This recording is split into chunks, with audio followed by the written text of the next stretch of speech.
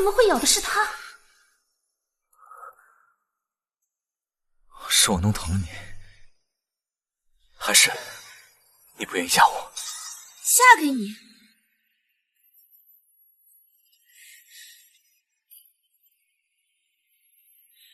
我的手什么时候这么年轻了？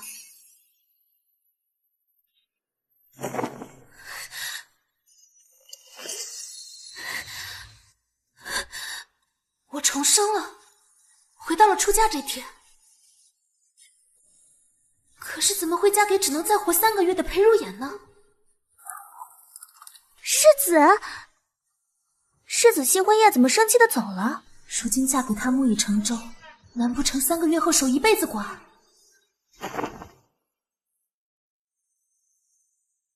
小姐，您和世子圆房了？圆房？没有圆房啊，是半圆房。圆房？只要我尽快生下他的孩子，母凭子贵，我在府中就有保障了。就算他死了也没关系。子玲，快替我穿衣，我要去找世子。找世子道歉？该道歉道歉，该征服征服。圆房。哎，好。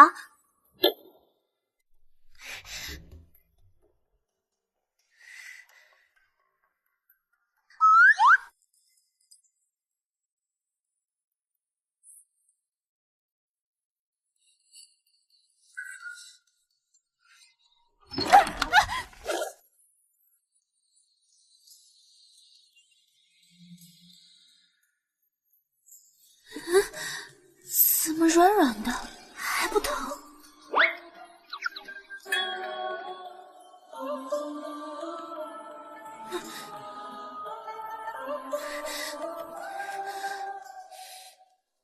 你喝酒了？上辈子我嫁过来还没3个月，就听说他是郁郁而终。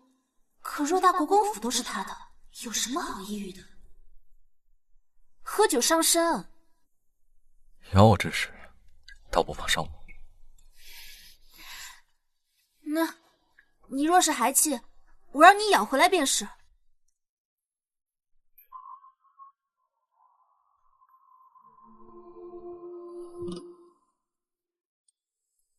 从冷淡到热情，不过半个时辰，夫人就有2副面孔，天下熙熙，皆为利来。夫人到底想从我这里得到什么？今夜是新婚之夜，我想同你在一起。夫人想和我在一起？因为我必须要和你有个孩子。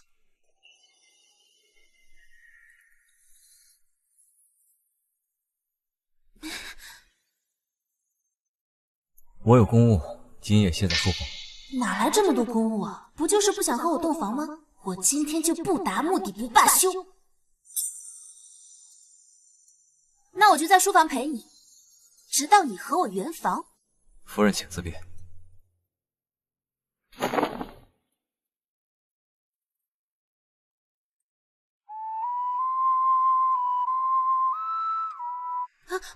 我就是有点冷。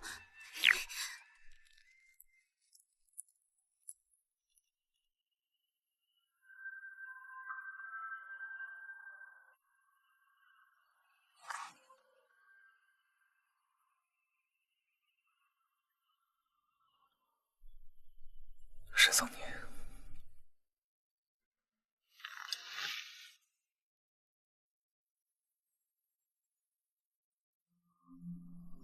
沈桑年，你就是个小骗子。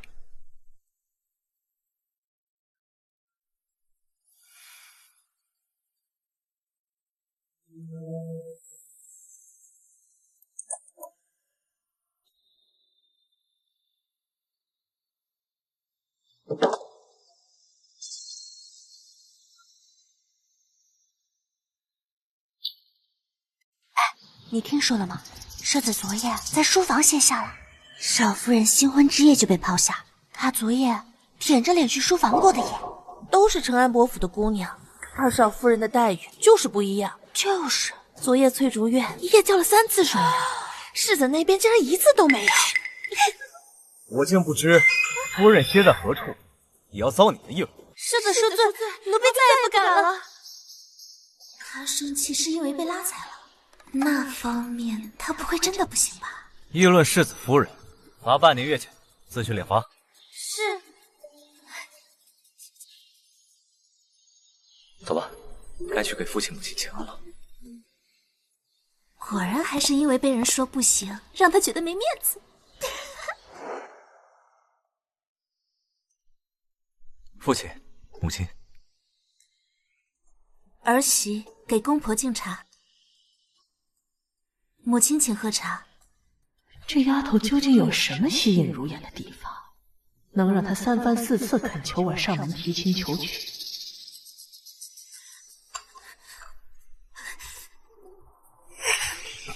茶太烫了，母亲喝不了，你去换盏温茶。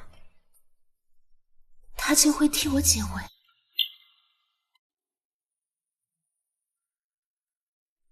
母亲请喝茶。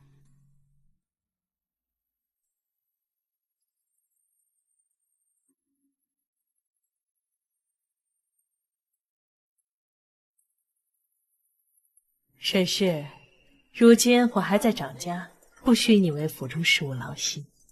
你作为长媳，要早些为允儿开枝散叶。行了，你先回去吧。是。如也留下。当初这门婚事，你3番4次求娶沈桑宁，我才随了你的意。眼下这成了婚，你为何在新婚夜抛下他，去了书房？我怎么？既然娶了人家，就要负责。是他昨晚突然不愿意的。到底为何？怎么不说话了？昨晚我有公务在身，我先走了。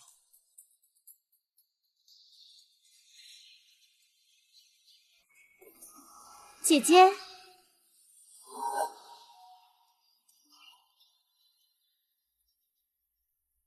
姐姐昨晚世子没有和你圆房，这母亲可有为难你？不过你也别往心里去。母亲虽然骂人话难听一些，但是妹妹怎知我和世子没有圆房？贞洁帕已经检验过了，没有问题。母亲更是没有为难我。姐姐，在我面前你就别装了，你圆没圆房我还能不知道吗？那贞洁帕上的落红，怕也是你割破手指伪造的吧？怎么会没有伤口？姐姐，你骗得了一时，骗不了一世。若你无法生下孩子，就不可能在宫府立足。这昨夜我跟二郎如此卖力，怕是要早比姐姐先生下孩子了。妹妹为何如此笃定？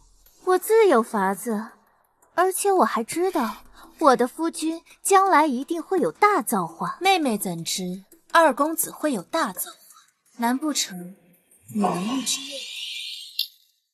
难不成你能预知未来？姐姐，你怕不是那画本子看多了吧？我的夫君那是才华横溢，文武双全，将来必成大器。没准之后他还有机会上战场，立功加爵呢。上辈子裴彻确实在战场上立下汗马功劳，可若非我在后方为他砸钱砸关系，他怎么可能在10年内就做到大将军的位置？沈妙仪只看到了裴彻光鲜亮丽的一面，却看不到我在背后的付出。算了，我跟姐姐说了你也听不懂。反正呀，这世子是不会有子嗣的，你就等着守完活寡，守死寡。你怎能如此不敬长嫂与兄长？你敢打我！嫂嫂，你在做什么？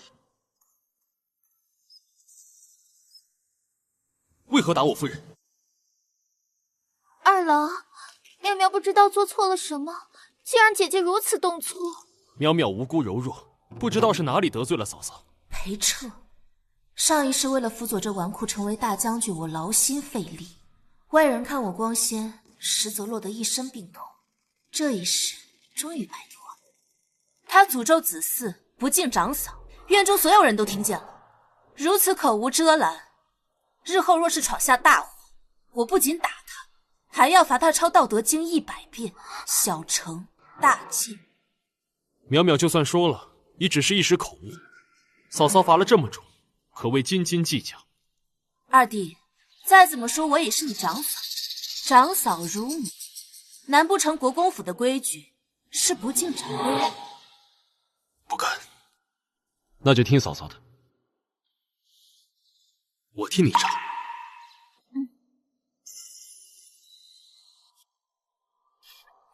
要尊敬长嫂。夫人在高兴什么？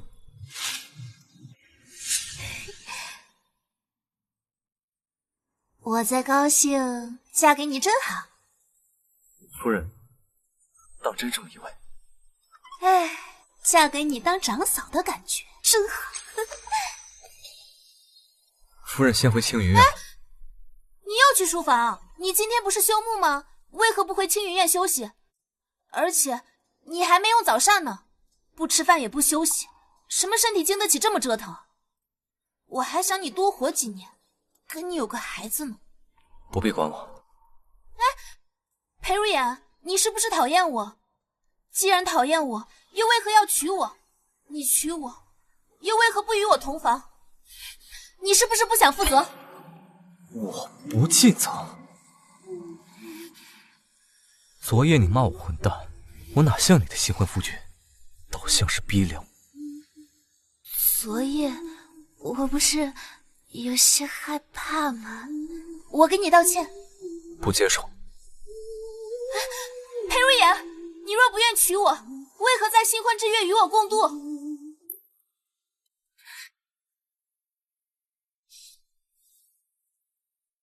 昨夜我同你说的话，你不记得了？难不成我重生前他说了什么？你说什么啦？没什么。你还没回答我问题呢。昨晚已经回答过了。昨晚我兴许昨夜睡糊涂了，这才不记得。要不你再说一次吗？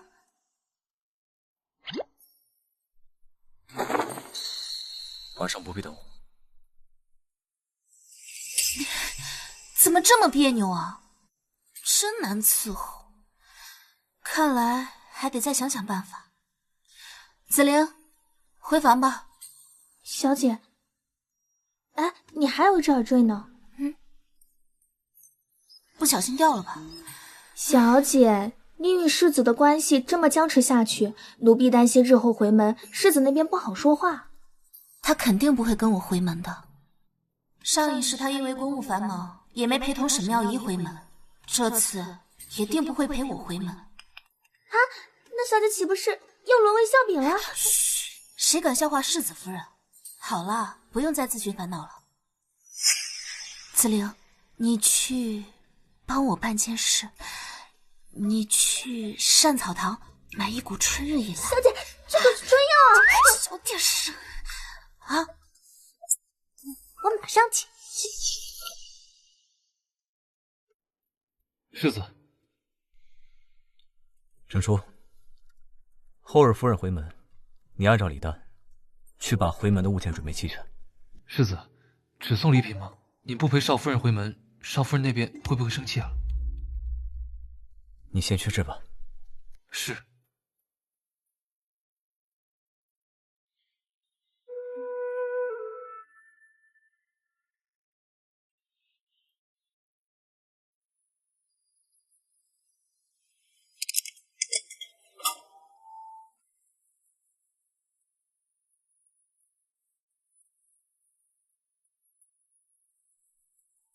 看来他真的不记得了。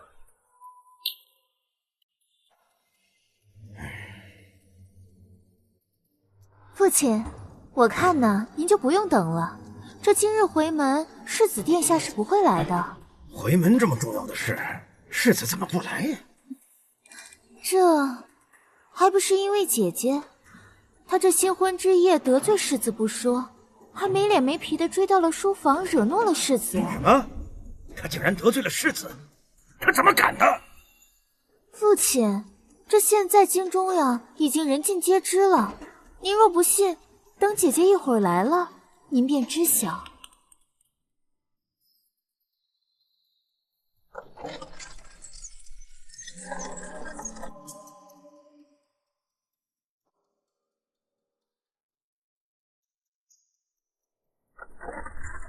桑宁，世子呢？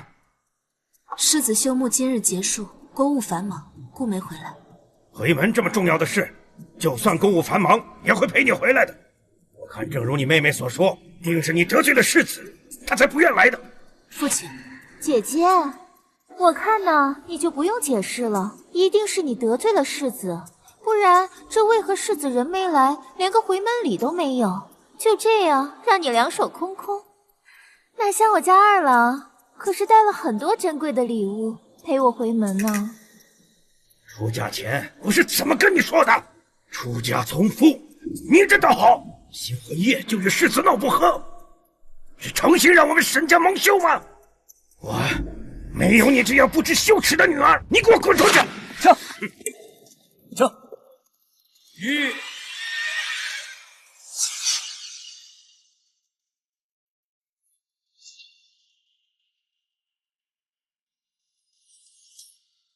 抱歉，夫人，我来迟了。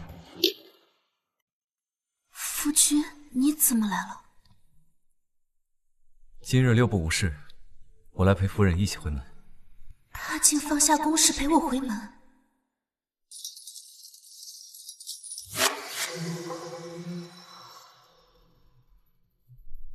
为了备礼来晚了些，想岳父不会介意吧？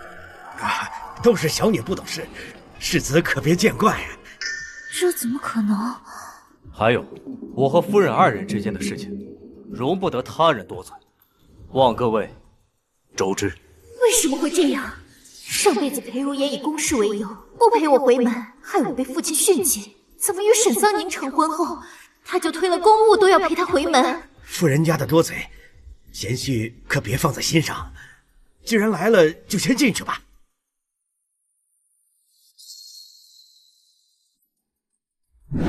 苗苗，你不是说沈桑宁不受世子重视吗？害得我刚刚丢尽了脸面。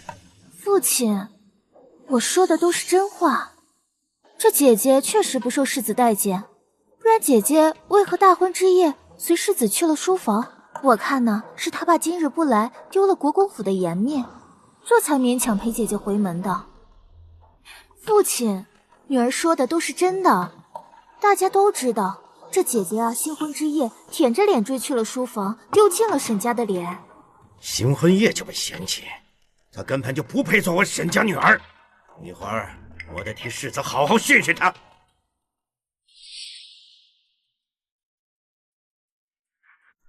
还傻站在那儿做什么？难道这就是沈家教你的规矩吗？回门该拜见父母的，还不赶紧来敬茶？老爷，罢了，我们受点委屈没什么的，毕竟人家如今是世子夫人。我还是他亲爹呢，还不赶紧过来！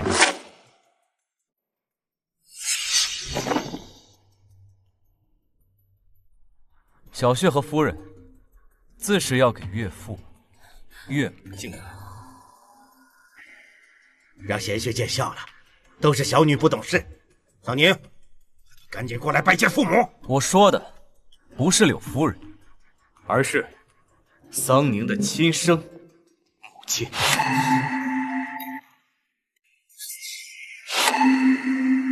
裴如言怎么会帮沈桑宁撑腰？岳母亡故多年，自是喝不上这盏茶。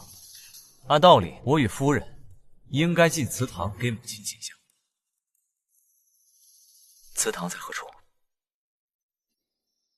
母亲的牌位在我房中，不在祠堂。父，这是何物？桑宁的娘出身商贾，我们伯府没有商贾之女入宗祠的先例。您的原配正妻竟不配入祠堂？还是说我岳母配不上你的沈家？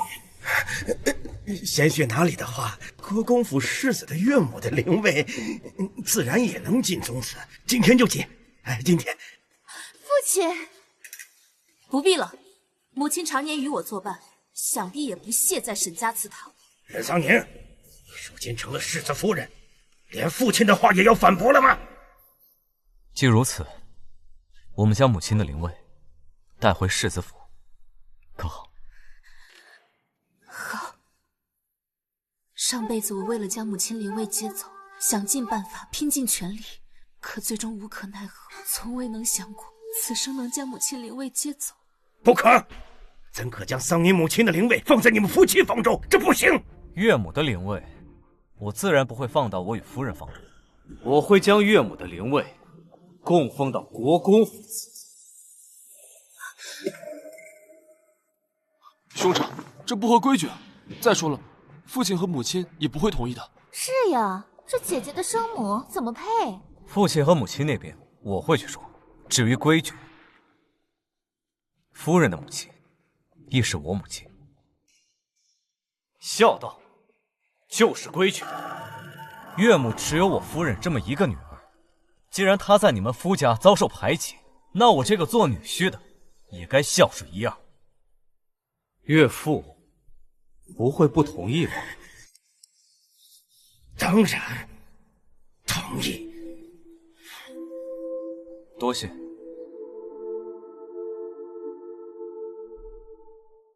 我们接完娘就回家，我想在这里也没有留下的必要了。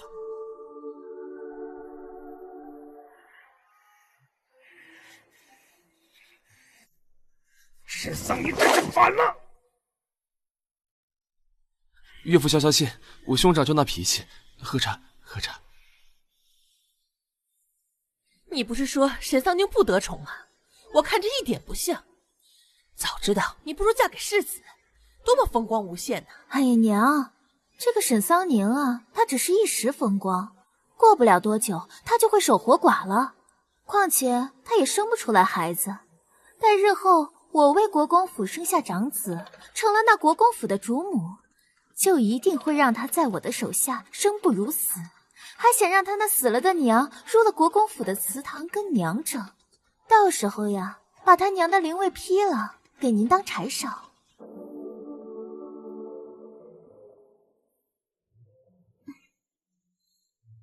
二郎，真没想到让你看到这样的一幕。妙妙在这么复杂的家庭长大，还如此娇软天真，可真是惹人怜悯。二郎，有你真好。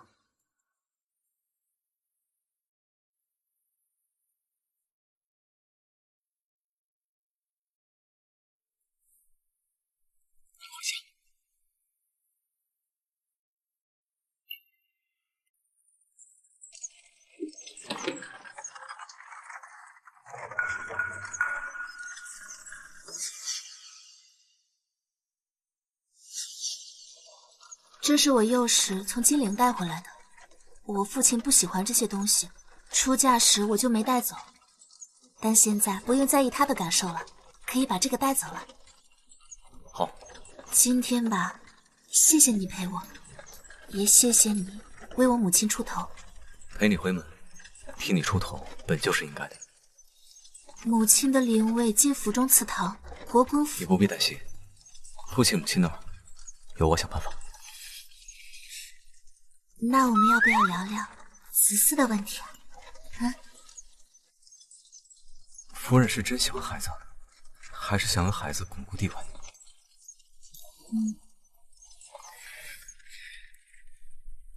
你对我毫无感情可言，显然是后者。那我现在便可告诉你，子嗣一事不用着急，你也不必想着用子嗣巩固地位，我也绝不会纳妾。可是我着急啊！岳父不爱岳母，夫人在家过得幸福吗？你冒昧了。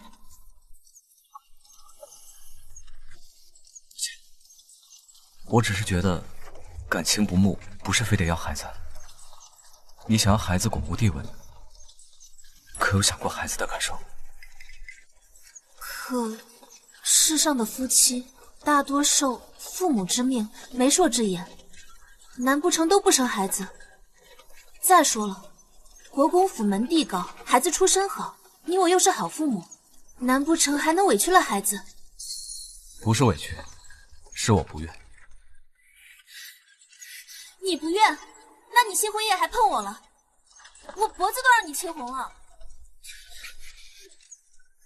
那是因为世子，少夫人，国公府到了。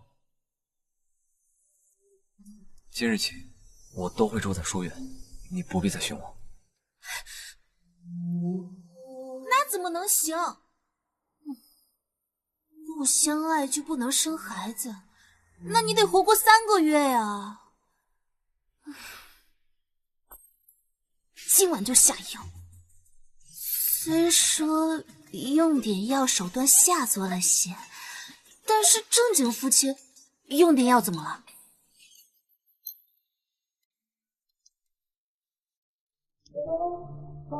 紫菱，将那春日饮给我。少夫人，你确定是今天吗？你前几日还磨刀霍霍的，怎么今日就害怕了？这2日奴婢听说了很多事情，他们说世子平日里看似温和，实际御下严苛，不容犯错。严苛是好事啊，严厉些也不是什么坏事。不过我又不是他下属，这与我有何关系？天色不早了，你去请世子过来吃饭。若是他不来的话，你就同他说，我有件无关子嗣的大事，同他商量。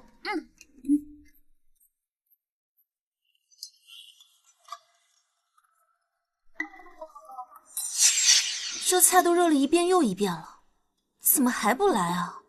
架子倒是挺大的。马车上的不欢而散，不会真的跟我划清界限了吧？要不我亲自去请他来？我正打算去寻你呢。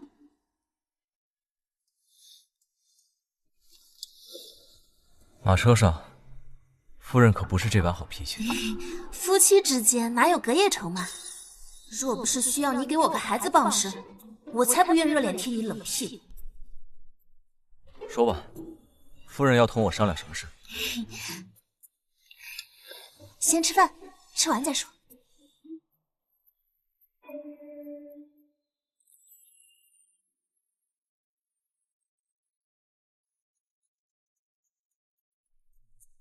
你太瘦了，多吃点。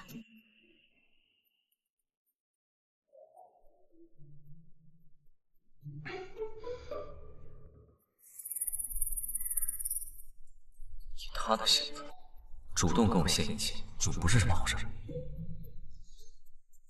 夫人叫我前来，不会就是看我吃饭吧？我吃，我也吃。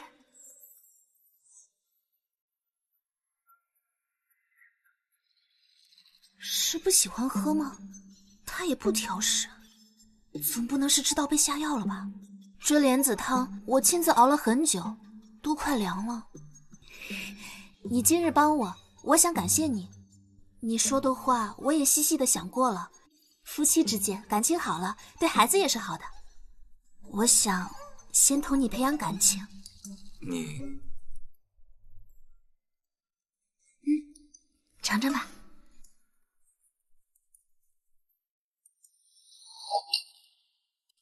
世子，不可！莫不是下药被发现了？少夫人，你有所不知，世子他对莲子过敏，又是吃了一颗莲子，昏迷了2日呢。什么？过敏？哎，行了，退下吧。是。你刚刚为何不同我说你对那莲子过敏？夫人，我……你是不是不愿同我生孩子，故意不告诉我你对莲子过敏，好以此为理由都避开我？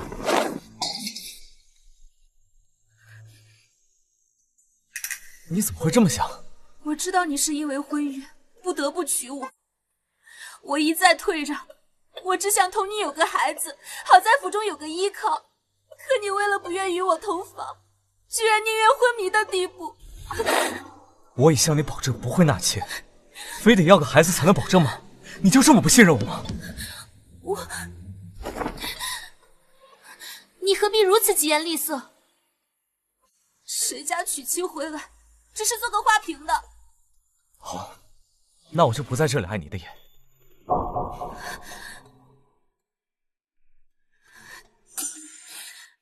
你对我如此冷淡，我怎能相信你说的话？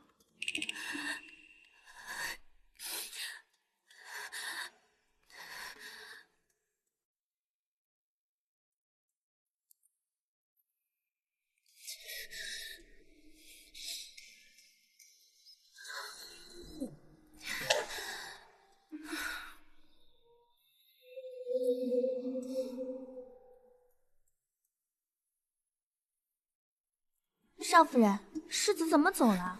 我看他面色不悦。他不悦，我还不悦呢。怎么这般热？少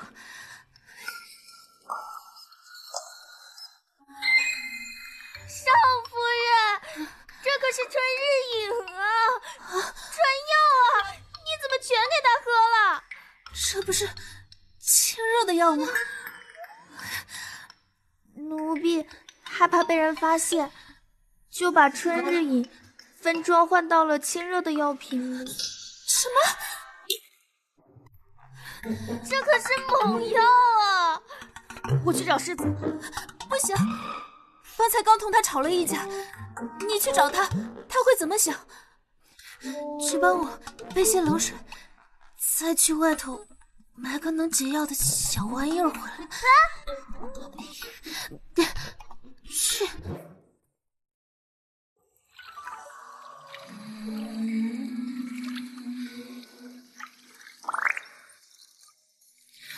夫人，你怎么样啊？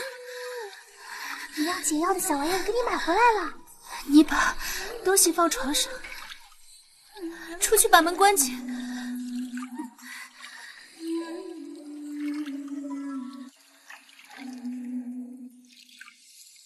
为了少夫人的安危，我还是去找世子吧。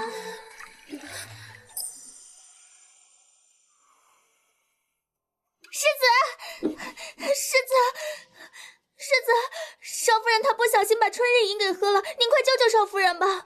什么是春日饮？能圆房的药。春药。春药。绑着丝绸的2个铃铛，这就是紫菱找来能缓解春日饮的小玩意儿。可是该怎么用啊？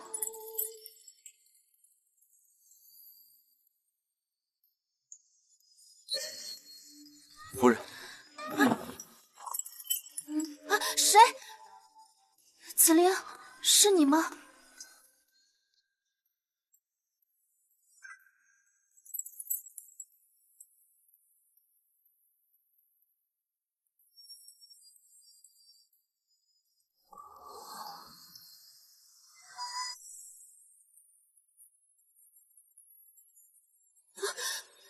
世子，怎么是你？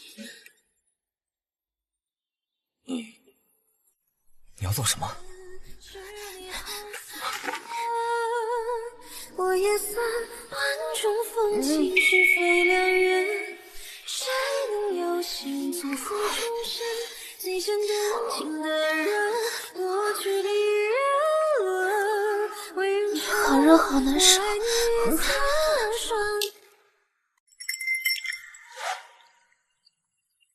你要做什么？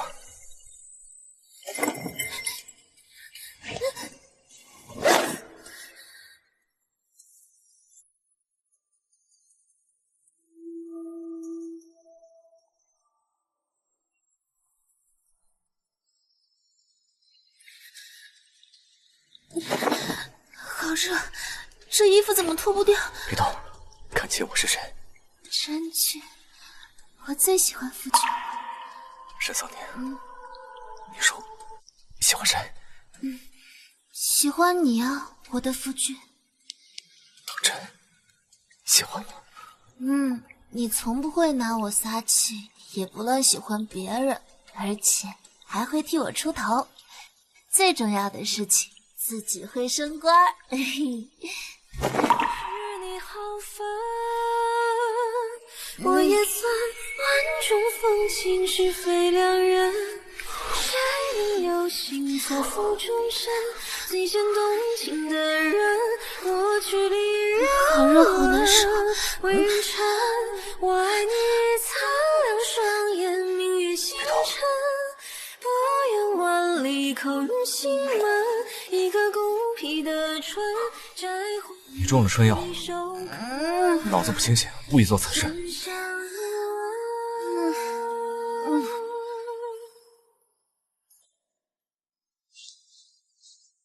不做此事，怎么生孩子呀？其实那个春药是给你准备的，还准备了许多，放在床头的柜子里了。一次不行就2次，谁让你不跟我圆房呢？生孩子，下药。沈桑年，原来你说的做的全是算计。来人，倒盆凉水来。放这儿。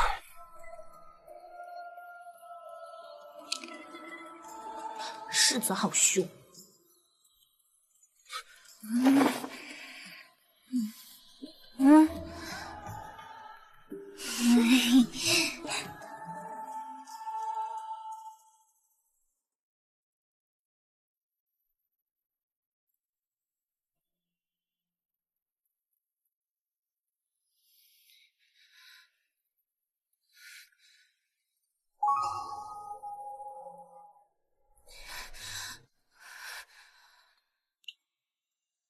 这不是我幼年时在金陵外祖家布坊制作的一匹帕子，你怎么会有？这帕子是昨晚水被打翻了，弄湿了衣衫，随手从你屋内找来处理的。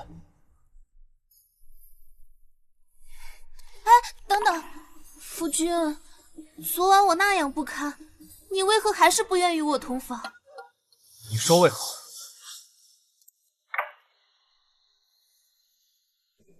这就是为什么。夫人为了同我睡觉，真是煞费苦心。春日隐，你怎么会知道在那儿？这可是夫人昨晚亲口告诉我的。你为了跟我生孩子，巩固府中地位，竟想到如此下三滥的手段作践自己。你既已知晓，我也不做狡辩。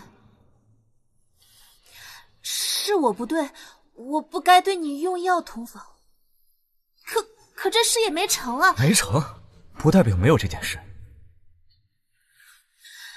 你何必如此生气？你我本就是夫妻，用些药，最多是情趣罢了。再说了，你对吗？你孑然一身，生不带来，死不带去的，而我在府中只有一人。我想要个孩子，有错吗？若不是你不愿与我同房，我会用药吗？你怎么就不理解我呢？还说我下贱。只有一人，你还是不信任我？这样糟践自己，简直是不知悔改。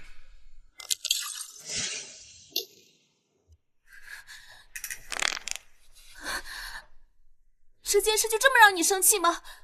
你好好说话，何必弄伤自己？我身侧不缺虚情假意惯坏的人，夫人不必假好心。你说我虚情假意？你在我床边坐了一夜，就是为了拿这个药来对我兴师问罪。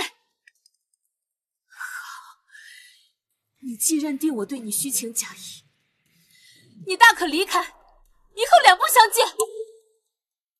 好，两不相见。若你只是为了给我生孩子，那我这辈子都不可能跟你圆房。既然如此，当初何必娶我进门？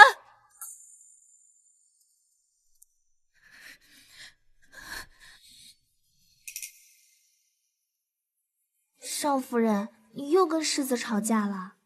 昨晚世子给您擦身子，照顾您一晚上没怎么合眼。你说他照顾了我一整晚？可他宁愿纡尊降贵照顾我一整晚，都不愿与我同房。少夫人，奴婢这2日和国公府的小伙伴们混熟了，听说了关于世子的事情。什么事情？是关于世子的桃色暴力事件。听说啊，世子16、17岁时心目一小姑娘，还临摹了画像，结果这画像被一小厮看见了，世子当场发火，就把这个小厮发落了。那姑娘是谁啊？世子爱慕小姑娘的消息传到国公爷耳里，他把世子好一顿训斥，还把画烧了，硬生生断了世子的念想不说，还警告世子，若再想着那姑娘，就让他全家吃不了兜着走。上辈子怎么没有听闻过此事？你确定有此事吗？奴婢听府中老嬷嬷们说的，不过没人知道这小姑娘是谁，据说家世不显。莫非裴如眼不愿碰我，甚至前世不愿碰沈妙仪，是为这爱慕的女子守身？少夫人，如今您没有子嗣傍身，又总与世子吵架，若世子不庇护着您，这国公府都不是什么善茬。您才刚过门，这以后的日子不好受。吵架还好，可若什么时候裴如眼突然离世，而我还没有孩子所依傍，那才难在这府中度日呢。唉，怎么办？怎么办呀？哎，子玲，你去帮我打听清楚，我好做一番筹谋。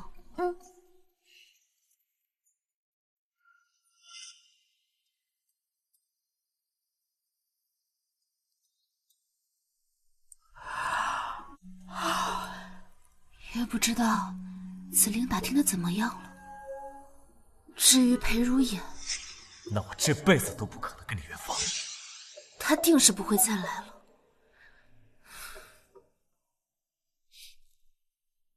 可我还没怀上子嗣，绝不能坐以待毙。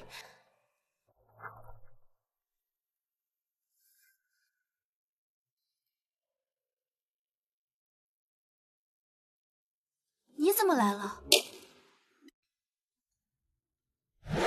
燕儿，你要知道，媳妇儿把岳母灵位带回夫家这种事儿从无先例。你若执意如此，便让沈氏来见我。母亲，这是我的意思，一是我的责任，岳母无子，作为女婿，也应该担起为人子的责任。岳母被伯父所弃，倘若岳母如今还在世，也应该将她接入公府，老有所依。而岳母早亡，若我裴氏祠堂，又有何不可？你这般，仅是为了你夫人？只是尽孝。罢了，你有孝心本就是好事。身为世子，品性纯良，往后家族重担交给你，我也放心。多谢母亲。等等，但我有个条件，彩云，府中多年无新生，如今已成婚，作为长房嫡子，更当做表率。往后你每月初1、15、20要去沈氏那里过夜。你若不同意，这灵位就不允。是母亲让我来的，往后每月初1、15、20，我都会歇在狱中。刚还苦恼想着如何找个台阶下，如今母亲这可是帮了我大忙。1月来3日，我得抓紧机会早日怀上孩子。你若不愿，我愿意。今日就是15，你明日还要早起早朝，我们不如先就寝吧，总有机会睡到你生孩子，先稳住你再说。我保证，绝对晚上乖乖睡觉。啊！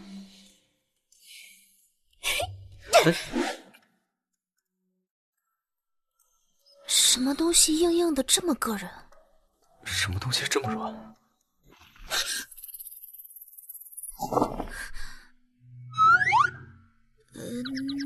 那个，莫要再玩这些东西，都丢掉。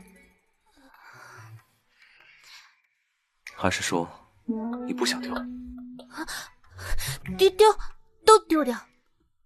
我平日不玩这个，昨日是因为吃错了药，还有那药原先也丢掉了，这只是个误会。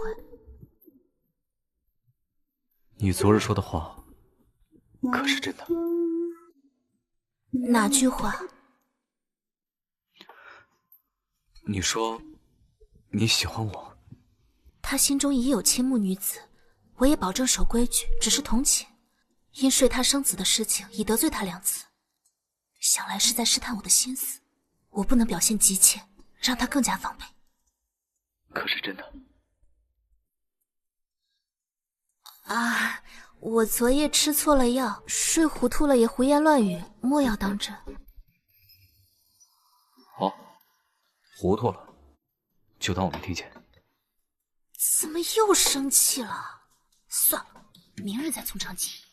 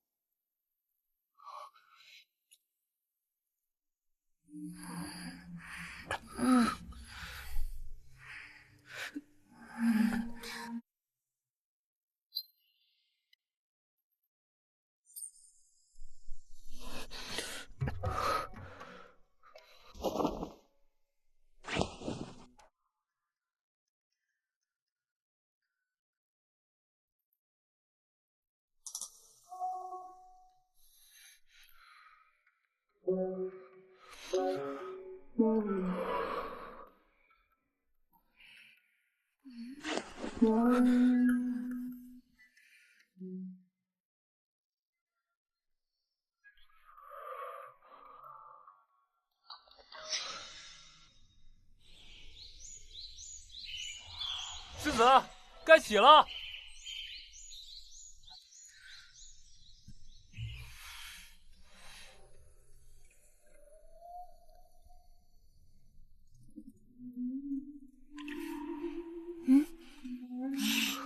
夫君早啊。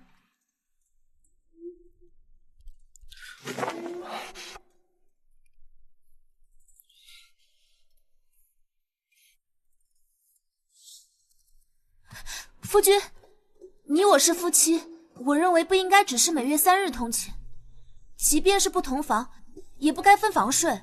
每月的3天，我自会前来，你不必心里总挂念此事，反而忘了自己说的话。要不是要跟你生子，我才不会热脸贴冷屁股呢。恭喜少夫人，贺喜少夫人，终于拿下世子芳心。昨晚没有同房，前路坎坷，多有险阻。紫菱，你去把床角那小玩意收好，拿去扔了，别让人看见。奴婢明白。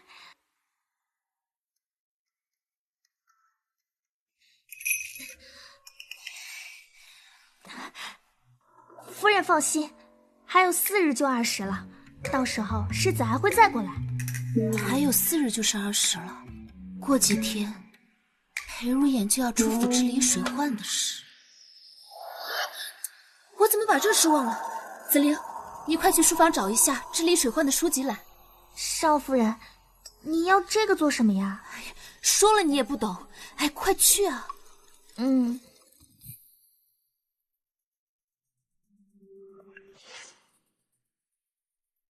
这一次一定要生下长孙。主子，你一直让我盯着青云院，昨夜世子在青云院歇着了，还叫了3回水了。什么？这裴如眼不是不行吗？沈桑宁万万不可怀孕。主子，别急，虽说是叫了3回水，但您瞧，这都是我在青云院捡来的，都是同房助力用的小玩意儿。原来如此，看来这裴如眼还是不行呀，还需要借助外物圆房。世子行不行尚未查证，您怎会如此确信？我听婆子们说，老夫人给世子定下每月初1、15、20去少夫人房中，过2日就是20了，世子肯定还会再去的。等等，你说过2日是1月20？是啊。我怎么把这事给忘了？这次水患我提前准备，囤好大米，岂不是能一跃成为这京中首富？沈桑宁，天助我也！这一世你注定要被我踩在脚下，任我践踏。拿上，我们去沈桑宁那儿。是。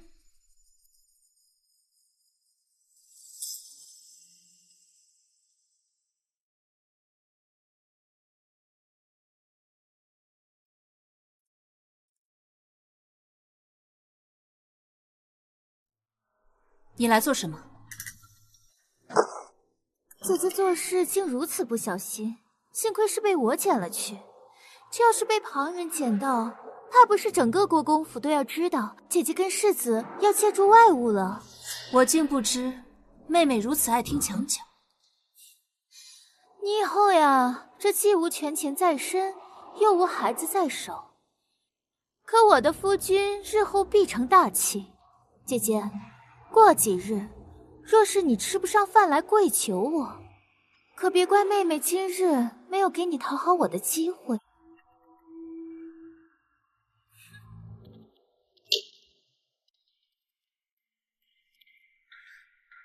你去把所有积蓄拿出来买米。主子，你确定要把所有的积蓄都拿出来买仓库囤大米吗？但是咱们嫁妆账上没多少了，我担心。让你去就去，当我赚钱有你好果子吃。是。扬州水灾不是遍野，米价疯涨，此时我不赚钱，更待何时？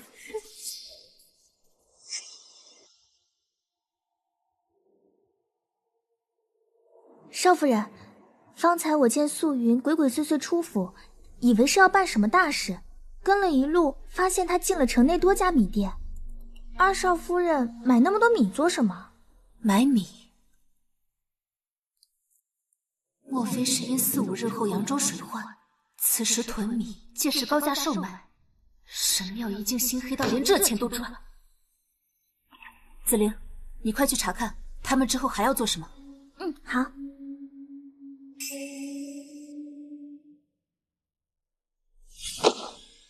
让你去买米，怎么买的那么少？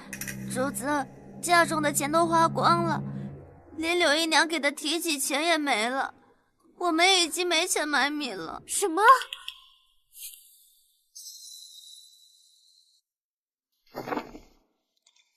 二郎，我最近缺银子用，我盘算了一下，大概缺个7、800两，你可否从府上支一些给我？这本来是有的，可是母亲最近要举办赏花宴，邀请了京城不少官宦人家，开销大，银钱吃紧得很，要不你再等等。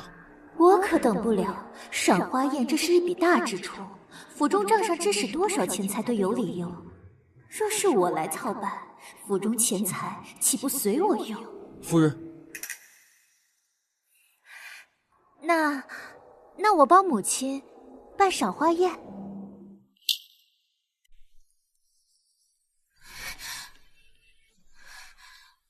你要入宫？有事要与陛下商量。哎，等等！我突然同他说水患一事，他定不会相信。可我若不说，水患发生再去治理就晚了，怎么办？夫人，今日还不是2时。我知道，我有别的事情要同你说。过几日，扬州会发生特大水患，冲破堤坝，毁坏家田，饿殍遍野。这时节，江南水患少有，连朝中官员尚未得到消息。夫人是从何得知到消息的？还是说夫人会预卜先知？裴如言本就审慎敏锐，该如何解释才能让他相信？我自幼在金陵长大，见过类似的事情。因为少有，所以容易被忽视。有1年水患没有得到及时防护，就导致死了很多百姓。夫人，帮我准备笔墨纸砚。陈中书侍郎裴如言，冒死进言陛下，今观江南目下虽安然无恙，燃往昔水患之间，查诸多隐患，预感水灾将至。你信我？可若是水患未发生，这便是欺君之罪啊！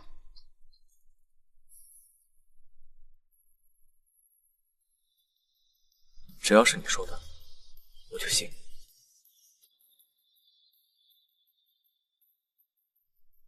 与其被说欺君，那也不能冷眼旁观数以万计的百姓死亡，流离失所。更何况如你所说，若不加速防范，恐酿大祸，悔之晚矣。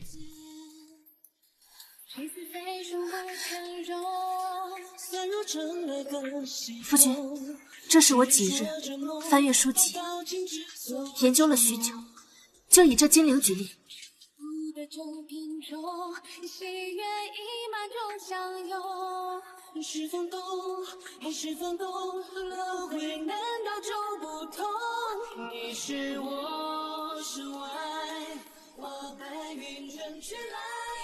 夫人，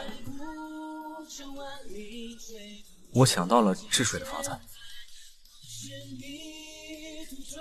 不知夫人是怎么想到这治水的法子？裴如也，这是上辈子你研究出的方法，只是当时你接手处理水患的时间已晚，也严重到无法控制。夫人，幼年在外祖家，每逢水患就听到他们治水的方法，便记下了些。按照你这图纸所说，依金陵这地势是北靠群山岩岭，南连阔源，非但可保堤坝无虞，免遭冲毁之患，还能使缺水之地享水利之福。夫君，你自小在京城长大，怎么会对金陵的地势如此熟悉？幼年曾与重要之人在金陵久待过一段时日。重要之人，大概是心悦多年的那个女子吧。夫人幼年在金陵外祖家，可有什么深刻的记忆？我自幼顽皮，府中姐妹都不愿与我相处，整日也就和织布房的婆子们打交道。深刻记忆便是织布房了吧？没有其他的吗？都过去许久，我哪记得清啊？他果然把我忘得彻底。夫君，你与那重要之人在金陵可有深刻记忆？小叫花子不会说话，快来打死他！打死他！打死他！打死他！打死他！打死他！走开，走开！不许欺负人！你都走开，走开！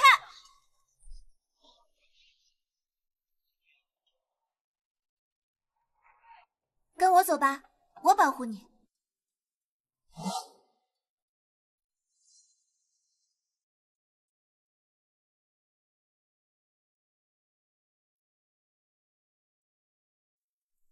人，不该进宫，乘走圣上。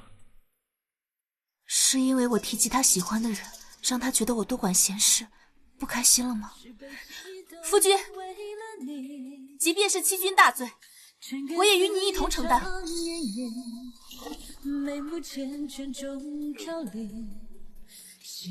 此事因我而冒险，你我本是夫妻，理应荣辱与共。夫君，我等你回家。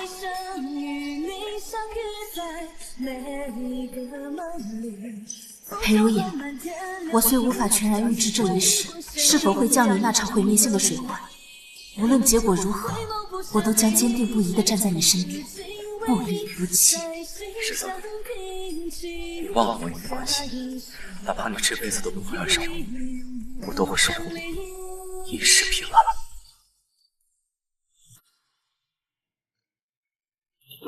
姐姐，怎么见着我转身就走了？知道我不想见到你，还往我身边凑。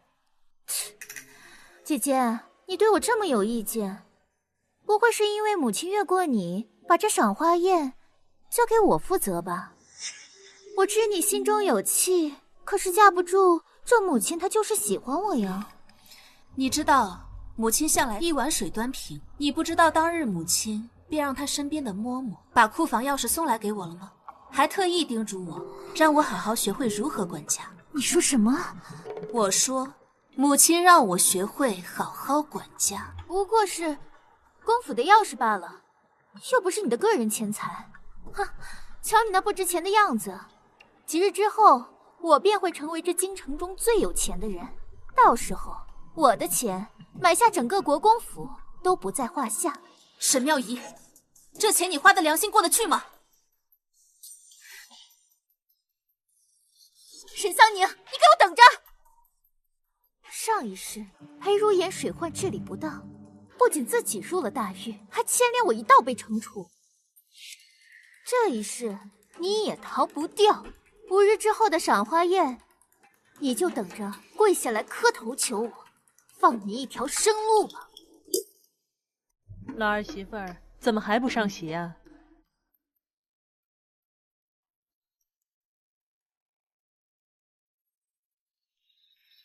这是什么？全米宴？今日赴宴，本以为能品尝到珍馐美馔，未曾想是如此寒酸之物。难道国公府就是如此待客的？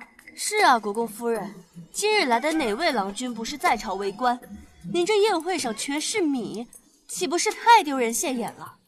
老儿媳妇儿，这是怎么回事？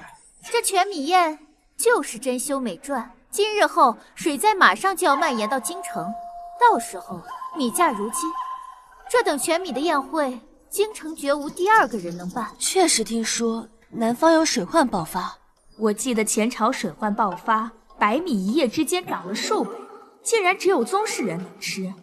若当真如此的话，这宴会确实珍贵。二夫人，我家没来得及买米，我看这包裹里都是米，我能拿走些吗？自然。二少夫人果然大方，怪不得国公府不让世子夫人举办赏花宴，而是交给了二少夫人。国公夫人果然有个好儿媳呀！老儿媳妇儿这次做得很好。我和姐姐一同入这国公府，我办了赏花宴，姐姐也有事情要做。我听闻她已经让世子进宫，至今都有5日未归了。老儿媳妇说的可是真的？燕儿进宫5日未归？母亲，世子入宫确实5日未归。母亲，我听闻还是姐姐主动撺掇世子去治水呢。这现在可倒好，这水患未见解决，世子也有5日未归了，连个消息都没有。这说不定是治理不当被皇上惩处，现下已经入狱了。我朝从未有过臣子入宫5日未归的先例。前些个月我听说有个大臣入宫3日未归，结果被抬了出来。这裴世子进宫5日之久，这怕是凶多吉少啊。照这看来，那裴世子莫不是已经被下了大狱？都说娶了贤德之妻，如虎添翼。你们看裴二公子，虽平日顽固了些，但这二夫人倒是心细，还提前考虑给我们送米。裴公子娶了她呀，往后少不了家宅兴盛。是啊，看看世子夫人，竟然撺掇着世子惹下大祸，真是让世子倒霉。这姐妹俩真是天差地别，一个似那福星为丈夫添福气，一个像那个扫把星就是为丈夫添灾。老大媳妇儿，你怎能如此莽撞，让燕儿去治理水患呢？都是承安伯府的姑娘，行事你怎么就不起老儿媳妇半分？还好去了苗苗为妻，若是当初去了这毒妇，今天要被降罪惩处的可就是我了。母亲，夫君入宫治理水患，确实是我让他主动去的。但是心系百姓，何错之有？如今水患肆虐，万千百姓流离失所，世子身为朝廷命官，更是应尽的责任。救百姓危难，何错之有？为陛下分忧，何错之有？有好的方法能够减少生灵涂炭，非要眼睁睁看着灾难的发生吗？倘若世子真的因为治理水患而被惩处，他为百姓所做的这一切，足以名垂青史。哪怕是要他的性命做抵偿，他也是死得其所，他的一生也是有价值的。我作为他的妻子，哪怕因此而受到惩罚，我也心甘情愿。心怀百姓，为圣上分忧，此等言论较之于朝堂百官一毫不逊色。世子夫人实在是深明大义呀。世子夫人这话说的好像也有几分道理啊。就她为百姓的这份心，也是值得敬佩。老大媳妇儿，你姐姐，你可千万不能被姐姐的一番话给迷住了。这姐姐这么做，将我们国公府置于何地啊？母亲，你想想，姐姐现在啊，一门心思都想成为治理水患的大英雄，却是拿我们整个国公府的安危作为赌注。这若是世子治理不当，被皇上惩处入狱，岂不是连累我们整个国公府？他现在啊，是拿我们国公府的安危做赌注呢。老二媳妇说的不无道理。老大媳妇儿，你怎么能如此不顾全大局？母亲，我所做的一切都是为了国公府好啊，救百姓也是为了国公府积福。倘若为了一时的安逸，眼睁睁看着百姓受苦，这不仅仅是国公府的耻辱，更是世子的遗憾啊！沈桑宁，你还敢狡辩？身为国公府的世子夫人，你的丈夫不仅仅是你的丈夫，他还是国公府的希望。为了所谓的拯救百姓，连带着把整个国公府都推到了悬崖边上，还敢说是为了国公府好？你太让我失望了！来人，是时带到祠堂去跪着。上一世宫中传来惩治裴如眼的旨意，我连着一并被惩处入狱。沈桑宁，上一世我所受的痛苦，这一世都会落在你身上。哎，等等，若是现在把他送去祠堂罚跪，等会儿降罪旨意传来，还如何像我上一世那么丢人？且慢，老二媳妇儿，你还有什么话要说？母亲，现在就让姐姐罚跪祠堂，似有不妥。我知你心善，但这是母亲的吩咐，莫要阻拦。这个女人，平日里总是心怀叵测，如今好不容易有个机会惩治她，你却不让。二郎，你想呀，这姐姐此次的行为虽然自私，但宫内也并未降下明确的旨意。为了国公府着想，咱们还是严谨些好。亮亮，你说的对，还是你识大体，不像有些人只知道莽撞行事。沈妙仪，你少在这儿惺惺作态。姐姐，我这都是在为了你说话，你怎么能对我如此？母亲，不管这世子有没有成功的解决水患，这宫中啊肯定会派人传来消息的。万一这世子真的解决了水患，我们现在就已经将姐姐罚跪了祠堂，这传出去，岂不是让人觉得我们国公府失了偏颇？况且现在这里人多眼杂，我们要为国公府的声誉着想呀。老二媳妇说的不无道理，国公府声誉万分重要。沈桑宁，这辈子你就等着被我踩在脚下吧。水患爆发来不及控制，圣上降旨惩处，全国米价飞涨。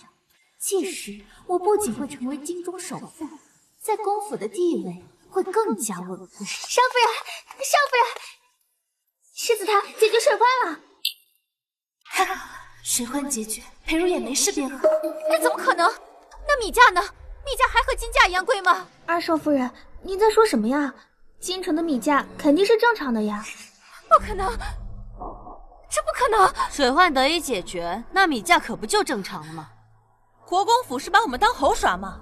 二夫人不是说得知可靠消息，水患定不会解决？简直毫无体统！我们这些世家在京城也是有一定地位的，若是不想设宴款待，何须如此行事羞辱？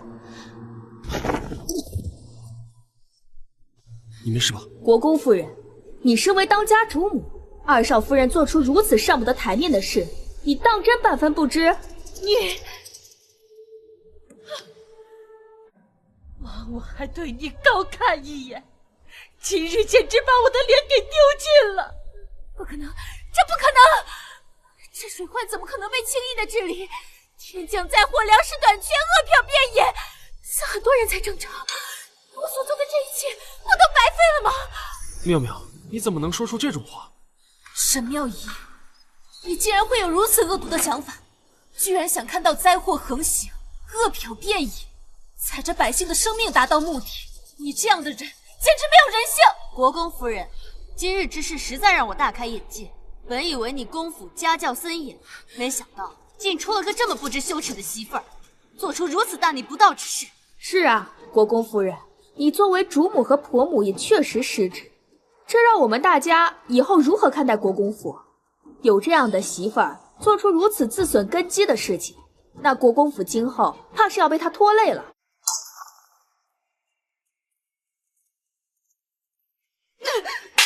你还有脸说出这种话？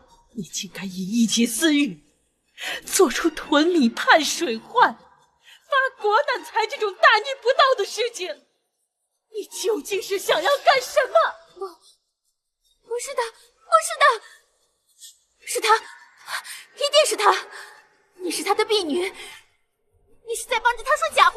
你还狡辩，还敢推卸责任！母亲，母亲，你信我，你信我！世子至今未归，若是他有功，那圣旨早就到了呀。可现在圣旨还没到，这说明他一定是受到了惩处，一定是姐姐怕你惩罚他，所以故意构陷我的。圣旨到，一定是惩罚的圣旨到了。沈桑年，你就等着死吧！奉天承运皇帝诏曰：镇关扬州水患发生，民生多艰，幸有能臣裴如也与其夫人沈桑宁，洪水肆虐之前早有准备，规划治水之策，修堤固坝，这一世裴如也终于赶上，抢先救下千万百姓性命。为什么不是降罪的旨意？大胆！你这夫人竟如此无礼，竟敢强抢圣旨！沈妙仪，你在干什么？你这个蠢货！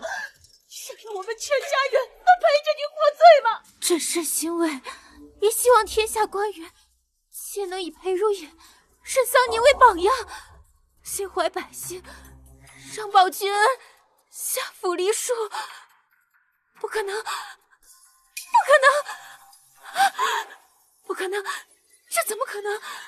裴如也明明错过最佳治理水患的时间，我的钱，我的大米，这怎么可能？夫人，你没事吧？沈桑宁，沈桑宁，你这个贱人，都是你害的，是你让我变成今天这样，我一定会把你踩在脚下，我要让你求生不得，求死不能！沈桑宁，劳烦公公跑一趟了，今日弟媳身体不适，胡言乱语，让您见笑了。多谢公公，今日之事，还望公公海涵。无碍，这位便是世子夫人吧？国公夫人娶了个好儿媳。圣上此次更是对裴世子轻言有加，夸赞世子夫人德容兼具，赏赐随后便会入府。咱家还要回禀圣上，就不多待了。瞧瞧，这二少夫人如此失礼，真是丢人，真是太不知羞耻了！天子脚下竟如此胡来，国公夫人也是，怎能容得下这样的媳妇在府里？方才还觉着二夫人细致，能登得上台面，如今这么一瞧，和世子夫人相比差远了，真是让国公府丢尽了脸。来人，把这个丢人现眼的东西给我打上10大板！沈桑宁，不是因为你我才会变成这样，你给我等着！母亲，妙妙身子弱，经不住这样的，你就饶了她吧。彻儿，你连好坏都分不清了，你太让我失望了。来人，把二少爷拖走，把二少夫人带到祠堂，关禁闭。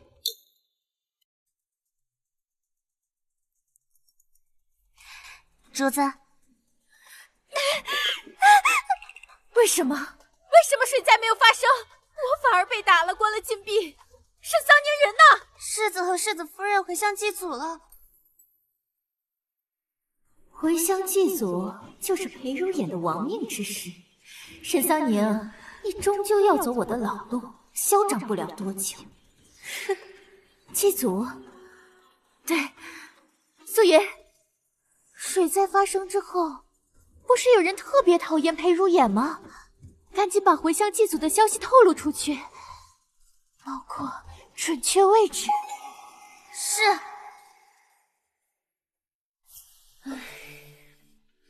沈氏，府中添丁是1等1的大喜事，如今你和眼儿成婚多日还没个动静，确实不像话。5日后回乡祭祖，眼儿公务忙，你必须好好把握这次机会有孕。家族传承至关重要，长孙地位不言而喻，嫡孙更不用说。莫要让我失望，更莫要因子嗣一事损了府中名声。是，母亲。唉，嫁过来也快3个月了，留给我的时间不多了。这次回乡途中，我必须抓紧时间和裴如眼圆房，在意外来之前有一个孩子。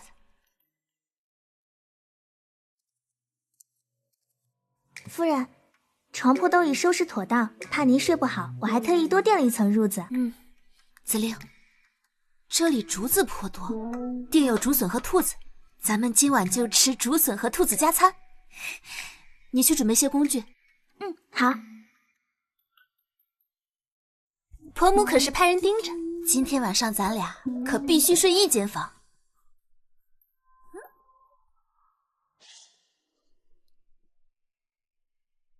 我睡眠前，我要主子，有些公务要您处理。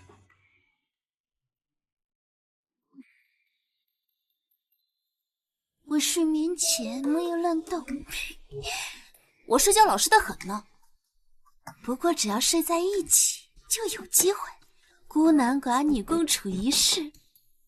到时候我这里摸摸，那里碰碰，就不信你对我没感觉。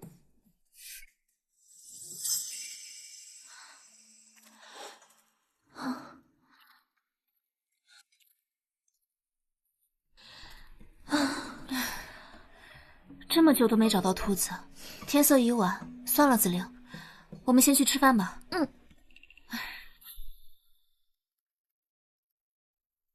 哎，是兔子，我和子令找了一下午都没找到，你们这是从何而来的呀？是世子，他想办法，好不容易给你打回的兔子。多嘴！你那么凶他干嘛？你前段时间呢？治理水患，操劳忧心，野兔最补身子，多吃些。他竟是为了我，养好身体，也好多活些日子。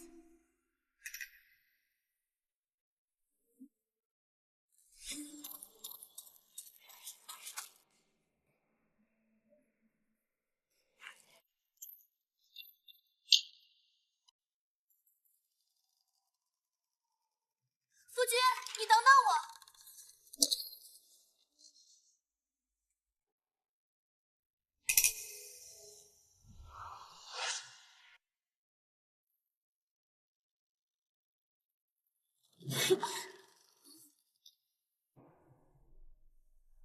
夫君何故如此紧张？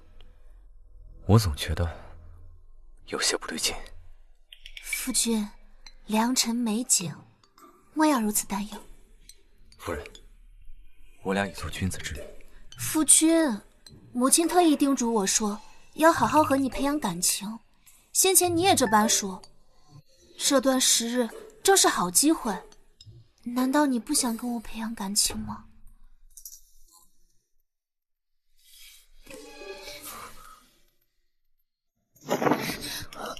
夫君，你我夫妻之间床地之事，你无需特意避让，更无需忍耐。夫人，这种事情要两情相悦之人才会让彼此都舒服。怎么脚下软软的？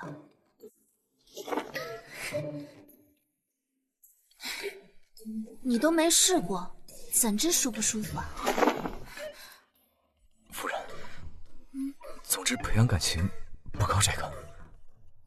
那靠什么？踢床干嘛？我主上，床下有刺客。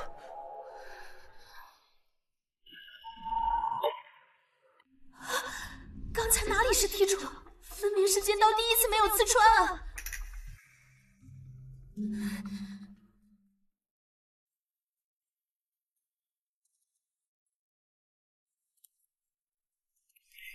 拿命来！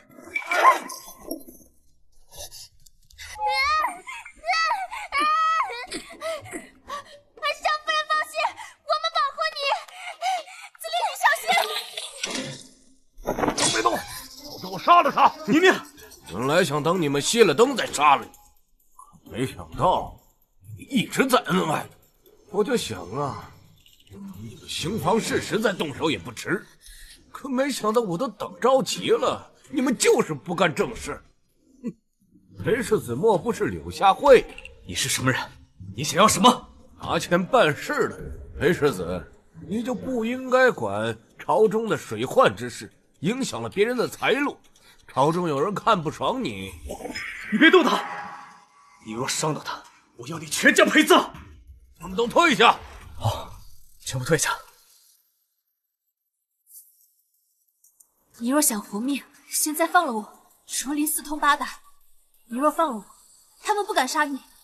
放你，他们定会朝我放箭。我有你这么好的人物垫子，怎会轻易放了？我一向守信，我不会让他们放箭的。裴世子，我看你们夫妻恩爱，我不忍杀你妻子，可我也不好空手而归啊。你方才问我想要什么，要你的命，你给吗？裴如言，你别信，他没想让你活。找死是不是？裴世子，你最好快些做决定。好，你先放了他，这四段手臂，看个诚意。别动他，我答应你。他已经为我舍命。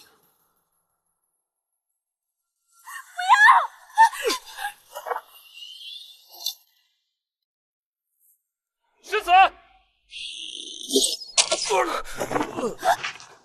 死吧！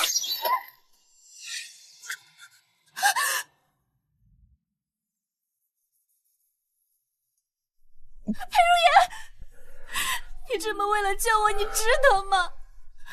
只要你没事，一切都值得。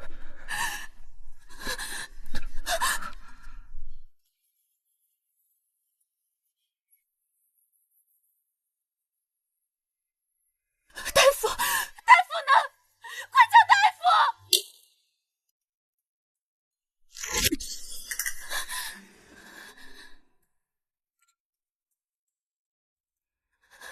大夫，接下来该怎么办？剑上有毒，要先处理入体的毒血。只是带在途中救治工具简单，目前处理起来有些困难。除非什么？你快说啊！除非有人用嘴吸出体内的毒血，但两人皆会中毒啊！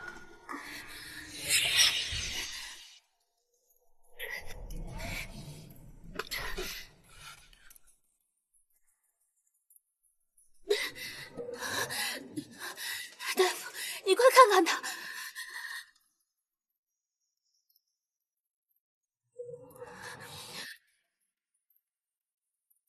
少夫人，刚才吸出的毒血缓解了身体体内毒的蔓延，但余毒并未根除，必须尽快回京中医馆救治。你体内也有些血，回去后也要尽快治疗。谢谢大夫。紫菱、陈叔，送一下大夫。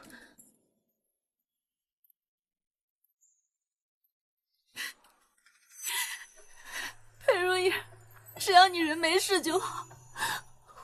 我不跟你生孩子了，我们好好培养感情。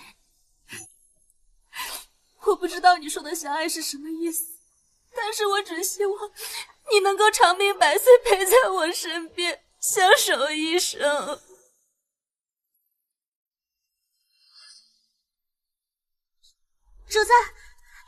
主子，得到消息，说世子回乡遇到杀手，中了带毒的剑身亡。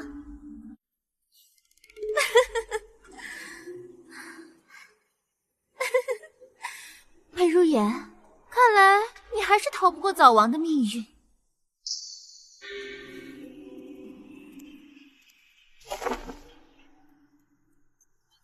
沈香凝，你不是很得意吗？我看没有了裴如言，你还能怎么样？主子，这是世子夫人母亲的灵位，不能对逝者不敬啊！不敬？我不但要对她不敬，我还要把她烧了，给我娘解气。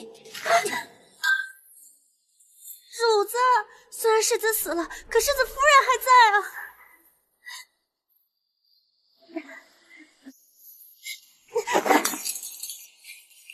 冷静，如今裴如眼一死，我马上就是世子夫人。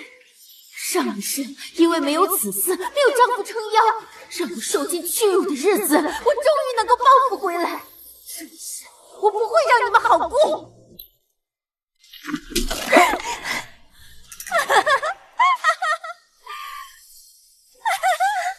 这可是国公府的牌位啊！老夫人，佘妙仪，祠堂重地，你还敢放肆？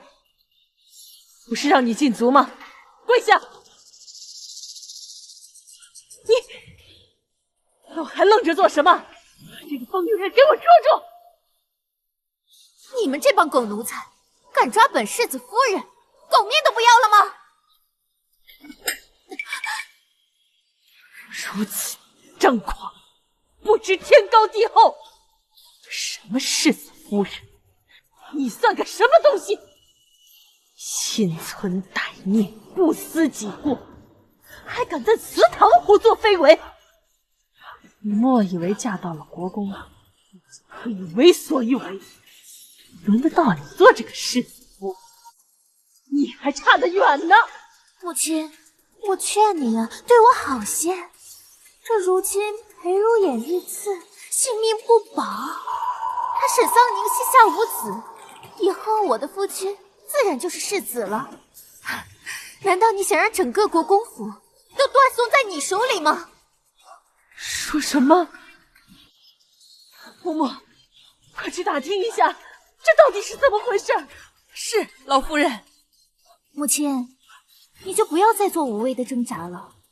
这以后呀，整个国公府都是我说了算，我的规矩就是规矩，连你都只能看我的脸色行事。对我好些，或许我作为儿媳，以后能让你呀少受些罪。你少在这大言不惭！言儿有侍卫护身，岂会遇刺不敌？老夫人，奴婢刚刚打听清楚了，世子确实遇刺，如今性命贵宝，生死全看造化了。老夫人，老夫人，来人呐！快来人呐！快叫府医！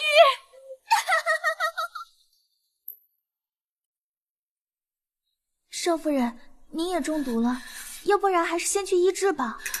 我哪都不去，我要等夫君回来。夫人，我现在给世子施针，能不能醒过来，就看这一下。裴如意，你一定要醒来。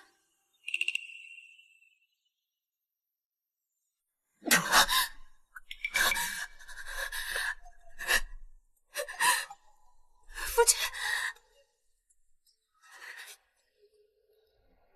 夫人，我要哭了。我这幕后周全，定不会食言。夫人，你怎么了？世子，夫人这是为了救你，将体内毒血吸出，体内留有了残毒。我这就为夫人去写几副解毒的方子，保证服几个疗程就好。夫人，你为了我何必？夫君，你可以舍命救我，我也可以。我救你，是因为你是我心爱之人，我在你心中也是你心爱之人。再说了，你是我的夫君，我做这些是应该的。我还想仰仗你保护我，怎么能眼睁睁看着你身处险境而无动于衷呢？原来他只是以我是她丈夫才如此。你要去哪儿？大夫说了，你要好好养伤，不可乱动。我遇刺的消息定会传回府中，母亲知道了，一定会心急如焚。我得回去报个平安，稳住国公府。你好好休息，交给我，我会回府给母亲报平安。少夫人，出什么事了？少夫人，您可算回来了。二少夫人她不仅把祠堂给打砸了，还说世子遇刺身亡，老夫人都被气得晕倒了。什么？什么？而且什么？你快说啊！而且二少夫人还把少夫人母亲的灵位给烧了。母亲的灵位？二少夫人现在在哪儿？快带我去见她。那边。二郎去哪儿了？奴婢回来的时候，听说二公子去了军营。记得上一世几日后，裴彻因猎场上救驾有功，得到陛下嘉奖，宣布承袭世子之位。那我倒是也顺理成章成为世子夫人了。沈桑宁呀，沈桑宁，这辈子你就看我风光无限吧。万一世子没死，回来了怎么办？你就把心放在肚子里吧。裴如颜死了，那是板上钉钉的。你且等着你的主子成为世子夫人吧。你跟着我呀，就平步青云了。沈妙仪，谁给你的胆子，胆敢把我娘的灵位烧了？少夫人，您回来了。我就是烧了，那又怎样？一个低贱出身的商贾之女罢了，怎么配入国公府的灵堂？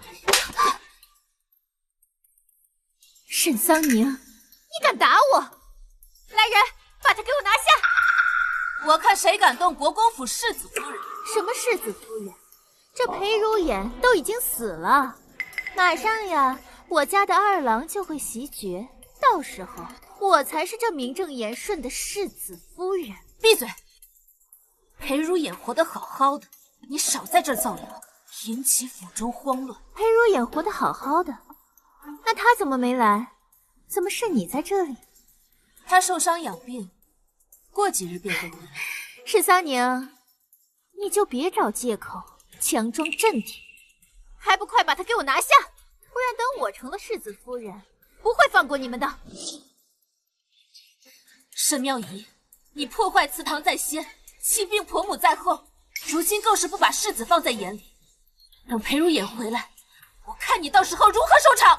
你少拿裴如颜吓唬我！马上我就要成为世子夫人，到时候这整个国公府都是我的，谁还敢不敬重我？沈桑宁，我劝你啊，还是担心你自己吧。来人，拿火盆来。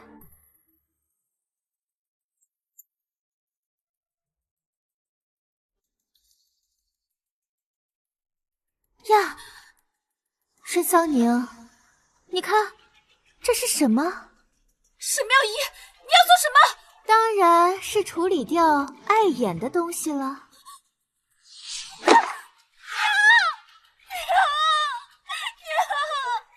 来人，找个人牙子把它给我卖了。沈妙仪，你定会后悔今天所做的一切。吵死了，还不快把他带下去！我看谁敢！看谁敢！沈妙仪，你好大的胆子！世子殿下，都是二少夫人让我们这么做的，我们也只是听命行事。来人，把这些大不敬的仆人给我关进柴房，今后发落。如也，怎么可能？你怎么可能还活着？沈妙仪，你不仅大逆不道，损毁祠堂，还不敬长辈，得容有失，根本不配留在公府。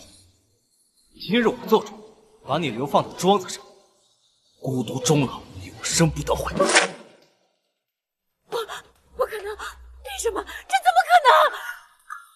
你明明上一辈子已经死了，你是死了的，为什么也没有死？我的世子夫人之位，难道就这么没了？为什么他的命可以这么好？为什么我想要的东西他轻轻松松就能得到？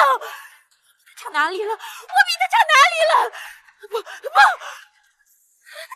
二公子，世子和夫人又在二夫人房中欺负他呢。这毒妇趁我不在又去欺负妙妙。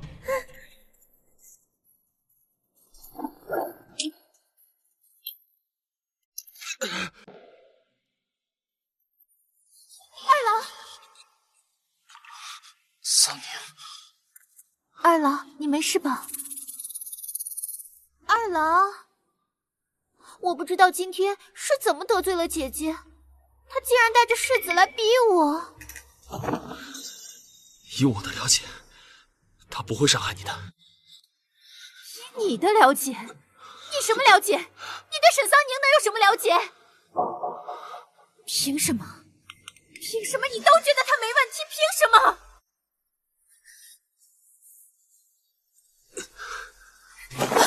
小心！夫君，你没事吧？桑宁和兄长，他们怎么会？二郎，你刚刚为什么要帮着沈桑宁说话？明明我才是你的妻子呀！你是我的妻子，宁宁是兄长的夫人，这到底是怎么回事？来人，把二少夫人给我关进翠竹院，没有我的命令不得外出。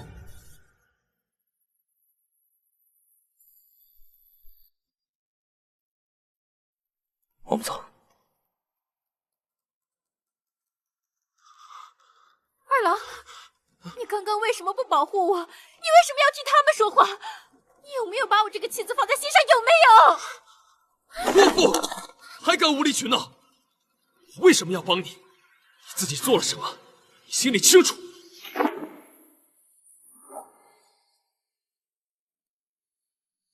夫人，我去母亲那儿一趟，报个平安。你先回院中等我。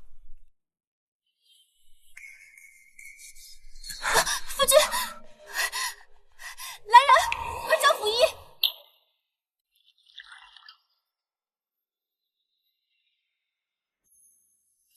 沉迷在你清澈的眼睛，是途中最难忘的风景。好熟悉的名字。无人可比你那些往昔。她就是你喜欢的那个姑娘吗？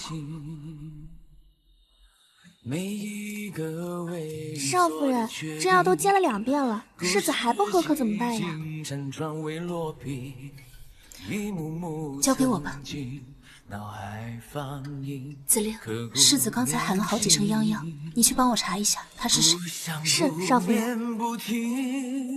心也不再泛起涟漪，天灯亮起，相聚别离，人来人往中更替，翻山越岭寻一个你，步步此生，步步相遇。只要你能想，哪怕是要成全你和你，我也心甘情愿。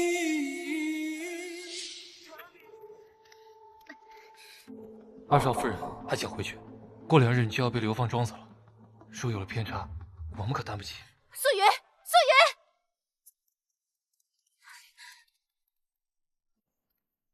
主子，见我被关，你是不是去沈桑宁那儿谄媚，要去他房中？没有，奴婢没有。奴婢听说紫菱在找一个叫泱泱的，我听说这名女子是世子殿下昏迷的时候叫出来的名字。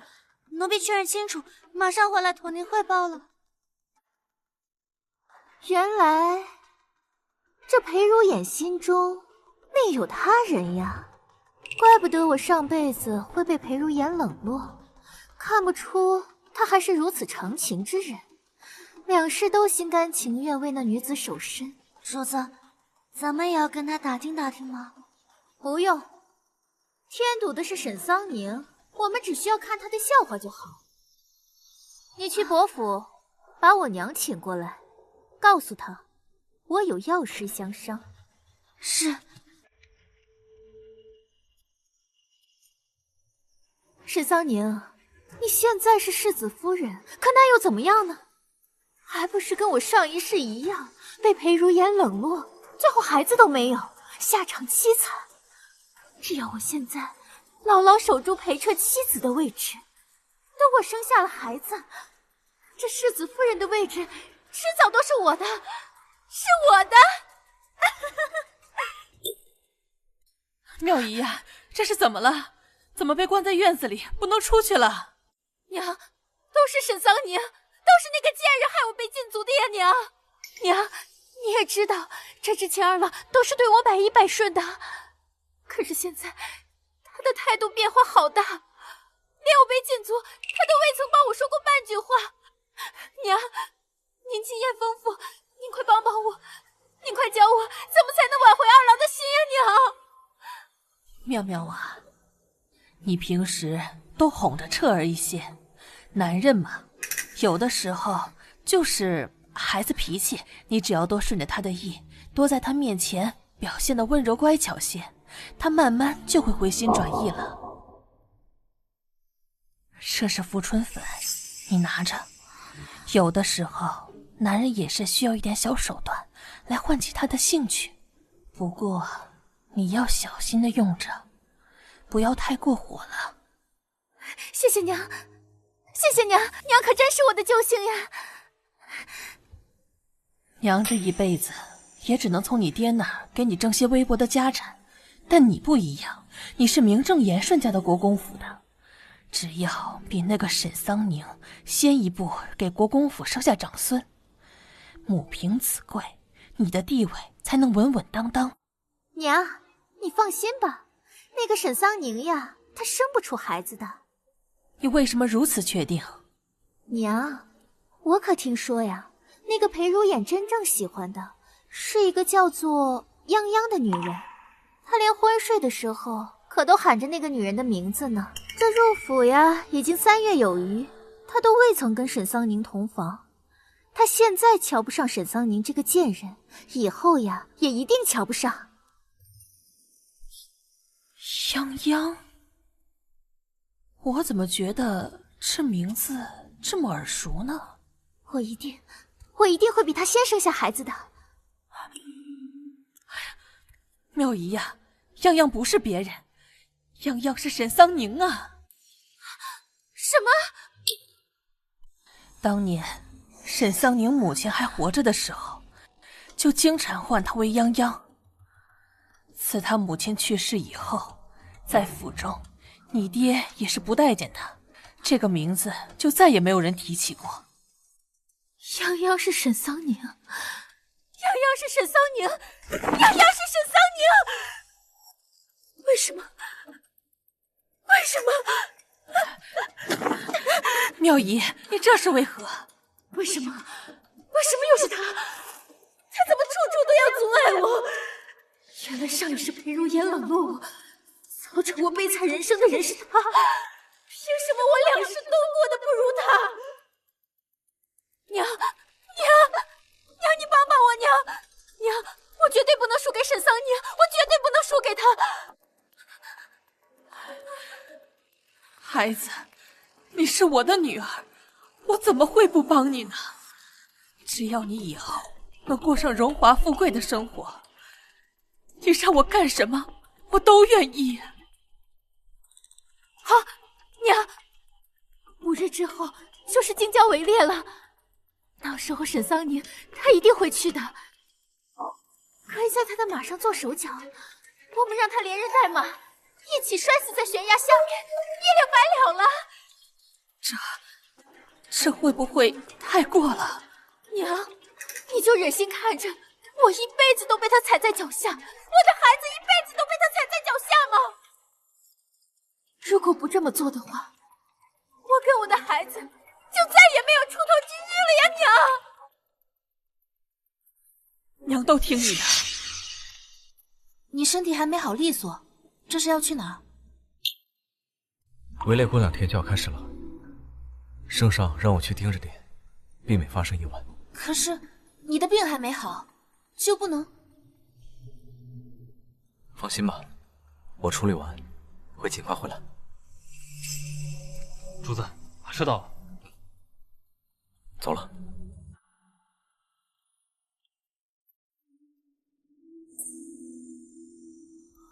宁宁，世子已经外出处理公务，二弟等他回府之后再来吧。宁宁，我是来找你的。二弟，请注意你的身份，宁宁也是你可以称呼的吗？宁宁，我从上次被砸后，脑海中就一直闪过我们曾经在一起的片段。莫不是把他砸得有了前世记忆？我闭关了几日，想清楚了，是我娶错了人，我娶的不该是沈妙意，而是你。我不知道为什么，你就成为了兄长的妻子。这一切还来得及，我们闭嘴！我听不懂你在说什么。我是你的长嫂，你若是再这样，我可要叫人了。宁宁，你不是我的嫂嫂，你是我的妻子，你是宁宁。裴彻，你要干什么？这府中可都是人，我们是兄嫂关系。宁宁，你现在想不起来没有关系，你信我，我们曾经真的很相爱。上辈子我忽视你太多了，上天给我这个机会，一定是让我弥补错误。我们应该重新开始的。放手！不放！宁宁，我说的都是真的，我们真的在一起过，相爱过。我知道你耳后有一颗痣。裴彻，那只不过是你说服自己的原因罢了。你以为我还是上辈子为你尽心尽力的沈桑宁吗？上辈子我为你做的那一切，都得到了什么？你上辈子终究只是上辈子的事。我知道是我对不起你，上辈子让你受了太多委屈，但我是真的爱你，你信我。裴彻，你错了，你爱的不是我，你爱的是你自己罢了。不，你之所以会恢复记忆，过来找我重归于好，不过是因为你觉得沈妙仪给不了你多少的帮助，而你这辈子过得没有上辈子顺风顺水罢了。不是的，宁宁，我是真的爱你，想要弥补从前对你的伤害。宁宁，我知道，我是了解你的，你是爱我的，你不会这么快就忘记我们的感情的，对不对？裴彻，上辈子嫁给你是因为所有人都教导我，丈夫是天，夫妻应该荣辱与共。我应该管理好内宅，应该做一个贤内助，成就丈夫的一番事业。而我为你所做的这一切，都是这个原因。直到我遇到裴如烟，我才知道我跟你之间那根本不是爱。你和我之间的不算爱，那你就认为你和兄长之间是爱吗？裴彻，你听不明白吗？我不爱你，我也不可能跟你重归于好。沈桑宁，你不要太天真了，只有我才是真正爱你的。你以为兄长他真的爱你吗？他心中早就有了别人，他永远不可能爱上你。裴彻，你不要再挑拨离间了。我和夫君的关系很好，也不需要你来指手画脚。请你离开。你放开我！放开我！放开我！你不要以为我在骗你，兄长不爱你的证据就在这里。宁宁，我才是世间最爱你的人，兄长他根本不爱你，你一定是被兄长给骗了。裴彻，你疯了！宁宁，你看，这便是兄长日思夜想之人。我与夫君相识较晚，若早年有心爱之人，实属正常。你也是三妻四妾之人，你有何资格说这些？你别再自我安慰了。这些都是兄长珍藏多年，都是那女子的物品。他每年都会花费大量时间和金钱，专门找人修缮。那都是过去的事情了。你拿这些东西特意给我看，无非不就是想要刺激我吗？无论你说什么，无论你做什么，我都不可能相信的。这香囊便是那女子所赠，即便已经失去了香味，兄长也倍感珍惜。还有这手绢，据说是那女子亲手所绣，前些年我只是碰了一下，便遭到兄长的严厉呵斥，可见兄长对她用情极深。裴彻，那都是过去的事情了。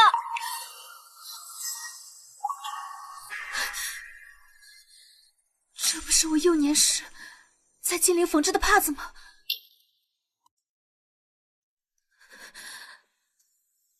这不是……小姐，你还有这耳坠呢？兴许掉哪儿了吧？我的耳环吗？还有这耳环，也是那女子的物品，哪怕仅剩一只，兄长都会仔细收好。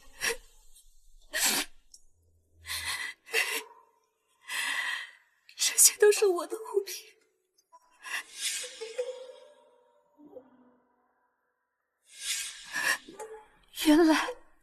原来裴如眼从始至终爱的人都是我。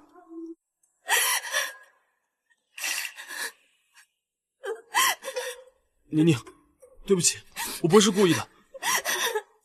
兄长会收集爱慕女子的物品，以后我也会仔细收集你的东西的。不哭。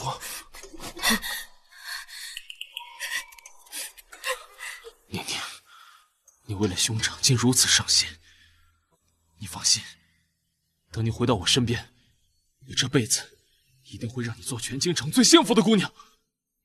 张夫人，子菱，裴如眼呢？我要去见他。我刚想和您说呢，陈叔说这2日狩猎场繁忙，世子就不回来了，到时候直接和夫人在狩猎场相见。好，那就狩猎场相见。我也有重要的事情要跟他说。子菱，狩猎场毕竟风寒大，你去准备些袄和汤婆子。我去马车上等你。好。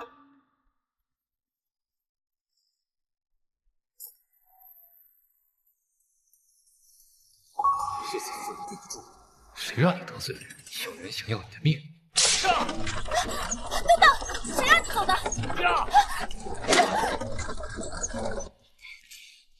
主子，柳夫人说一切顺利。沈桑宁，这次狩猎场你就等着有去无回吧。主子，不好了，我去接夫人，得知夫人被人接走，如今往悬崖去了。什么？珍珠，你去跟上人说，我有重要的事情，不能参加狩猎了。等狩猎结束后，我主动请罪。刚刚夫人还在呢，怎么一转眼就不见了？你是怎么做守卫的？已经派人快马加鞭通知世子了。怎么回事？你沈桑宁出什么事了？有人冒充马夫，将少夫人带走了。什么？往哪个方向去了？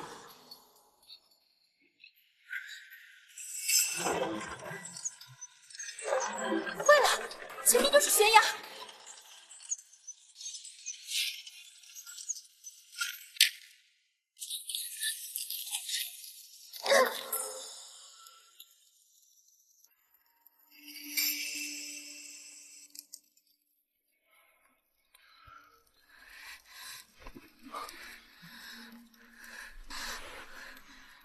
夫君，你怎么会在这儿？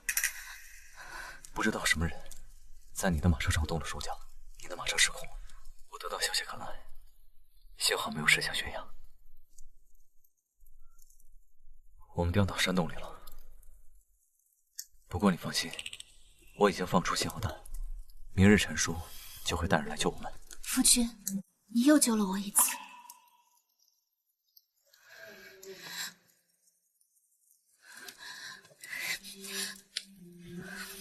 夫人，你这是做什么？你原本就有旧伤，又为了救我掉下山崖，万一……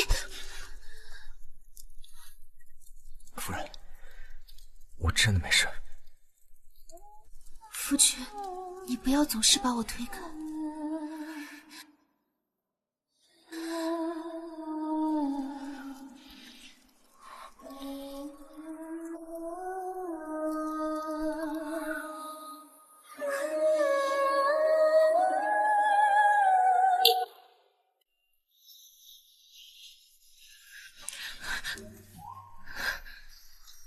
我们不能，这是2个相爱之人才能做的事。夫君，你看，他一个在盒子里，多孤单啊！一对才好。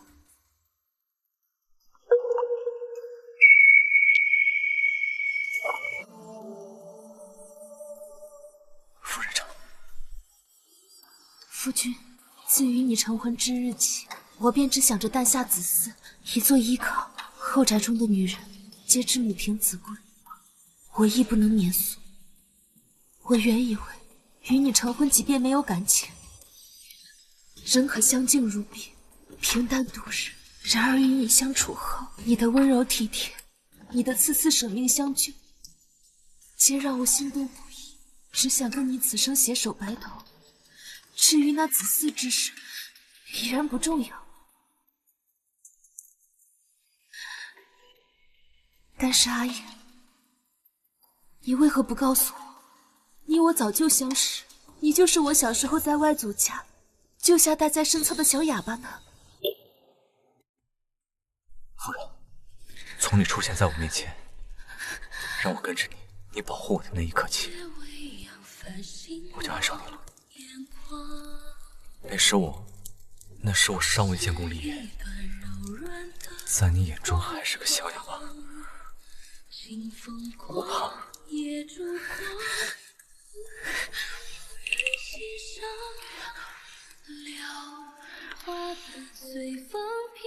哎呀，我俩是两情相悦，并非你一个人独自暗恋。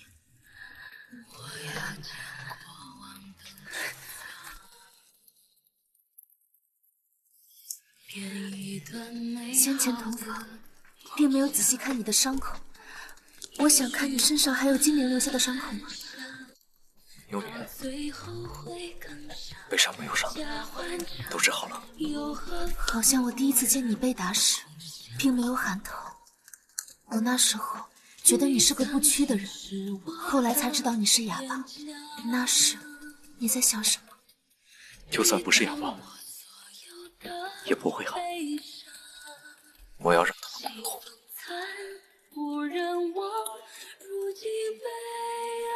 这个呢？当时你喊疼了。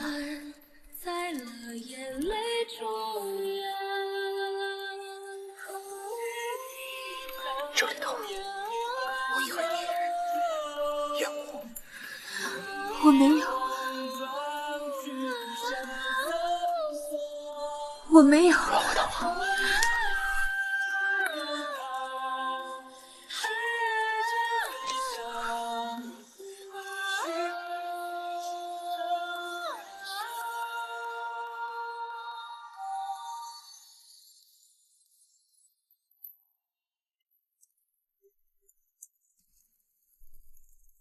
你为什么喊我泱泱啊？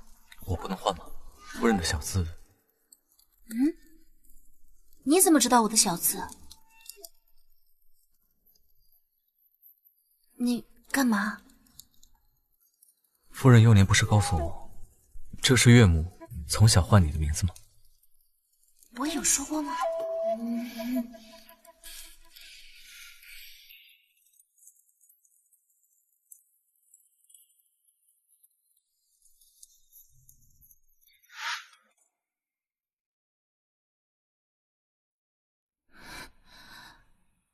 我不是在山洞吗？怎么在新婚夜？这是做梦吗？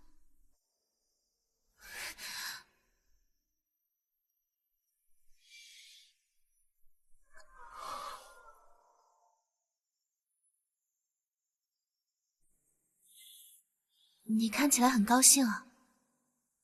夫人不开心吗？我还好。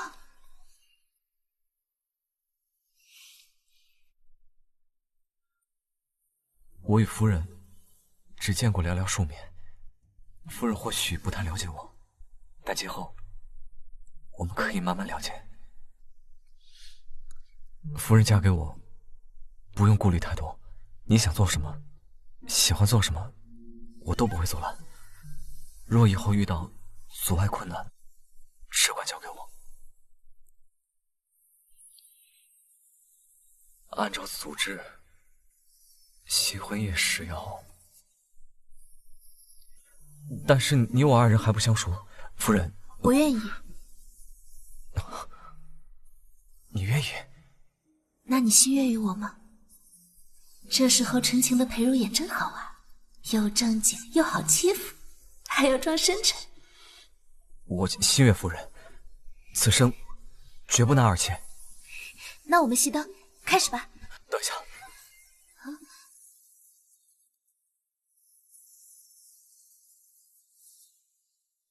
交给小。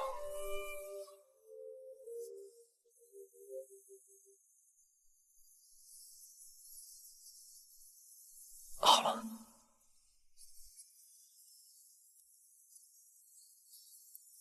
你是自己脱，还是我帮你脱？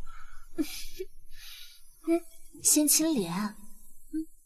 哦，好。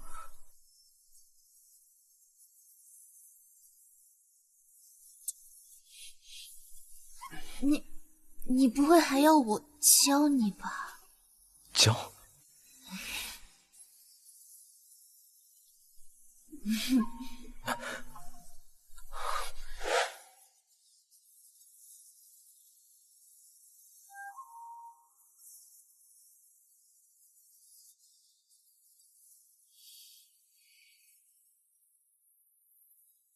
新婚夜，你说你心悦于我，你记起来了？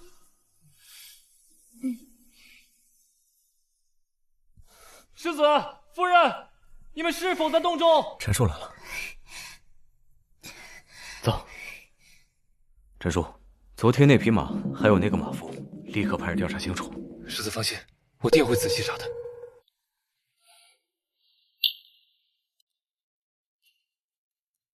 世子，属下已查明，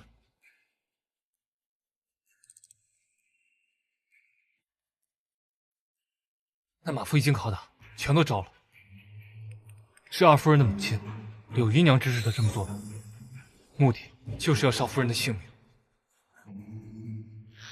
这镯子就是从马夫那里搜出来的，说是收买马夫的物品，已确诊是二少夫人的贴身物品。二少夫人谋害世子夫人，证据确凿，目无法纪，押送监牢。是。这二郎多日不来，我得想个办法才行。主子，二公子往这边过来了，肯定是过来找您的。太好了，太好了！素云，快帮我上妆，我要打扮得漂漂亮亮的。好。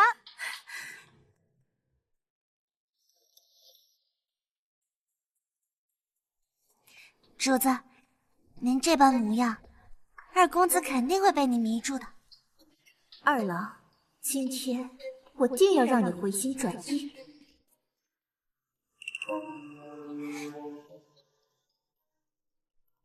要不是天还没黑透，我还以为我进的是什么秦楼楚馆。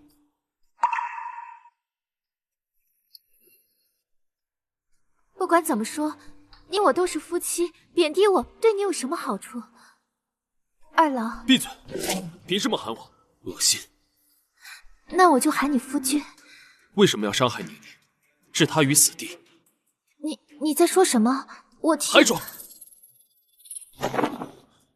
沈妙仪，你这是做什么？你我夫妻，我留你过一夜，这在情理之中吧？你竟然还妄想我与你同寝！今晚，我只想要一个孩子，我以后都不会再纠缠你了。我知道你讨厌我，二郎，我只是想要一个孩子。你刚才撒的是什么？覆尘粉呀！二郎，你今晚只能与我同寝了。滚！海彻，你是不是喜欢沈桑宁那个女人了？你是不是要替她守身如玉？与你何干？喝水有用的话，还用药干嘛？你到现在都想着沈桑宁，我告诉你，她到死都是裴如眼的妻子，是你的长嫂。宁愿自伤自己，都不愿意碰我，为什么？马夫已经招供了，你和你母亲就在牢中相聚吧。二郎，海彻，你就这样厌恶我吗？梁氏，我都是被丈夫厌弃的女人。沈桑宁，为什么所有人都围着你转？为什么你没有被摔死？为什么我想要的最后都是你的？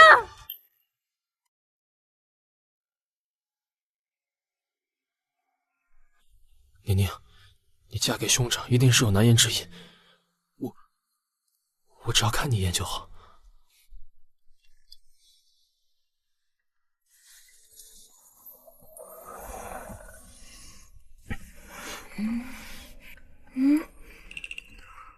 我吵醒你了。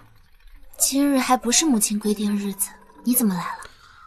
我来我自己夫人房中，不是天经地义。夫君，我想你了。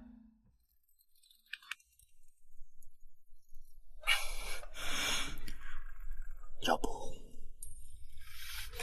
前几日从山上回来，我便腰酸背痛的，都怪你太用力了。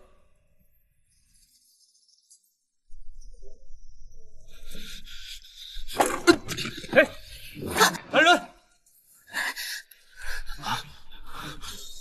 世子，有刺客吗？没有，跪下。裴彻，他有病吧？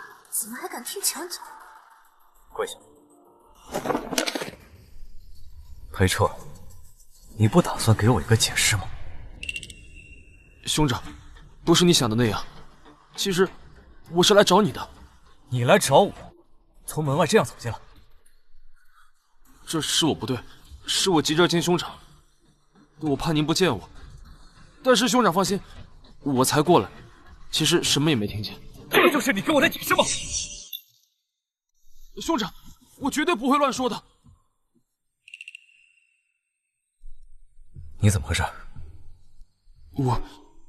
沈妙仪对我使了些手段。你被下药了，直奔我的房中。我只是想让兄长为我做主，我一定休了那毒妇。你不该去解决你自己的问题吗？你的后院里面不缺你心爱的。兄长，我不愿意因为算计而做那种事。裴彻，这句话真不像从你嘴里说出来的。兄长，我有些不舒服，先回去了。今夜之事，你倘若敢说出去半个字，兄长放心。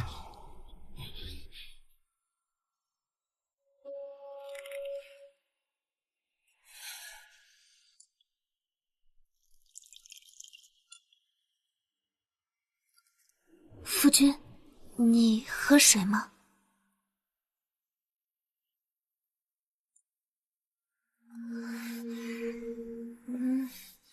夫君，我发誓，我真的不知道裴彻在发什么神经。夫人，别着凉了。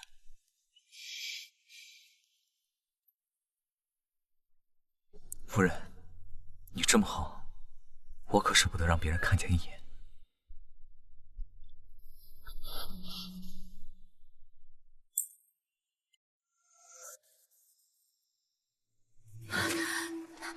是不是二郎？是不是二郎想回来救我？我就知道，他对我还是有情有义的，他不会看着我被流放的。还当自己是国公府二少夫人？这是国公府送来的休书，明日就押送宁古塔。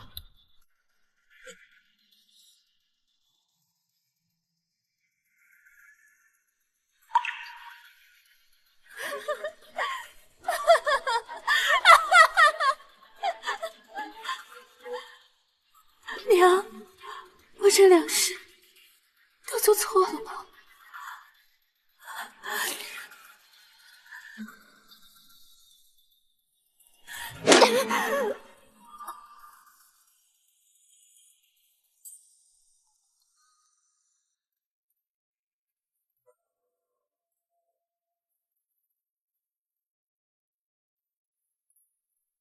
夫人，该去前院同母亲吃饭了。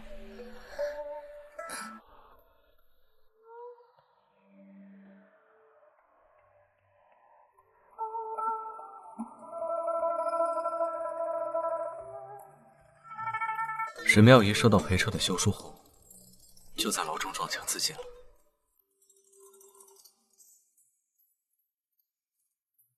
我能不能给他立个衣冠冢？沈妙仪对你痛下杀手，你还想给她利益关注？她从小就被柳姨娘灌输要处处和我做比较，跟我争强，一定要过得比我好的观念。她的思想就一直这样被禁锢着，所以她会做这些事，也不完全是她自己的原因。你就是我的姐姐。你跟他说那么多做什么？妙妙，你要记住，他是你的敌人，他身上流着商贾的血，是上不了台面的。你只有比他好，娘才能过得好。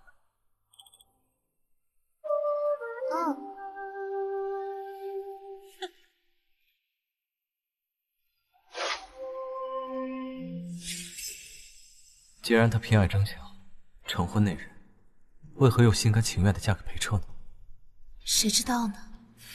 兴许他试过了呢。今生与前世相比，已然天翻地覆。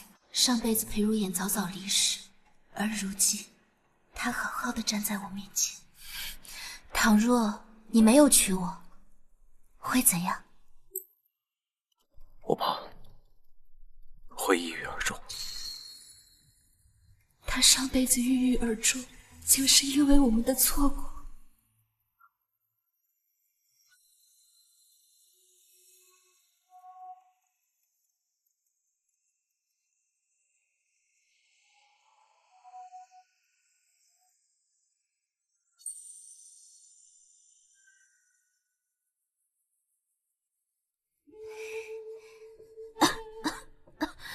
来人，没看见你。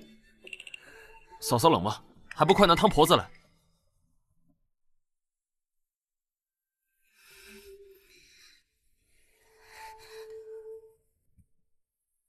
我倒不知二弟什么时候这么贴心了。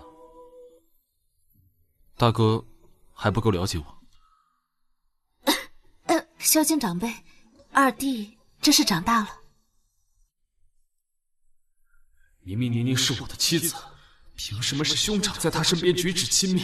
看着你们夫妻俩恩爱和睦，我也放心了。好阵子没有这样一家人团聚了，往后的日子一定要同心同德，再不能让任何事端破坏家庭和睦了。夫人，我来帮你拿上。二弟，如今你这般年岁，也该为自己担责了。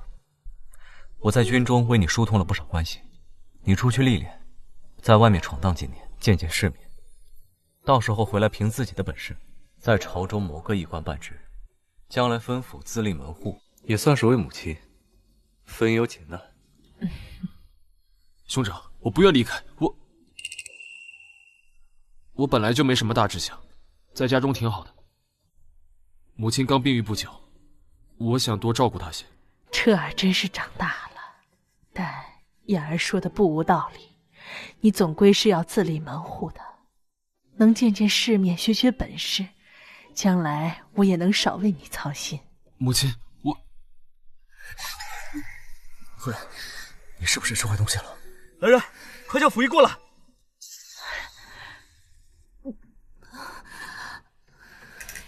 燕儿啊，我看你媳妇儿啊，像是有了身孕了。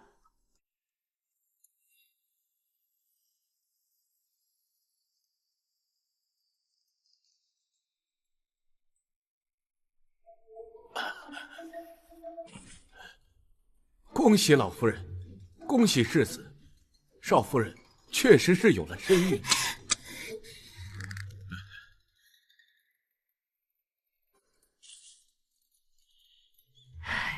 燕儿，你要做父亲了。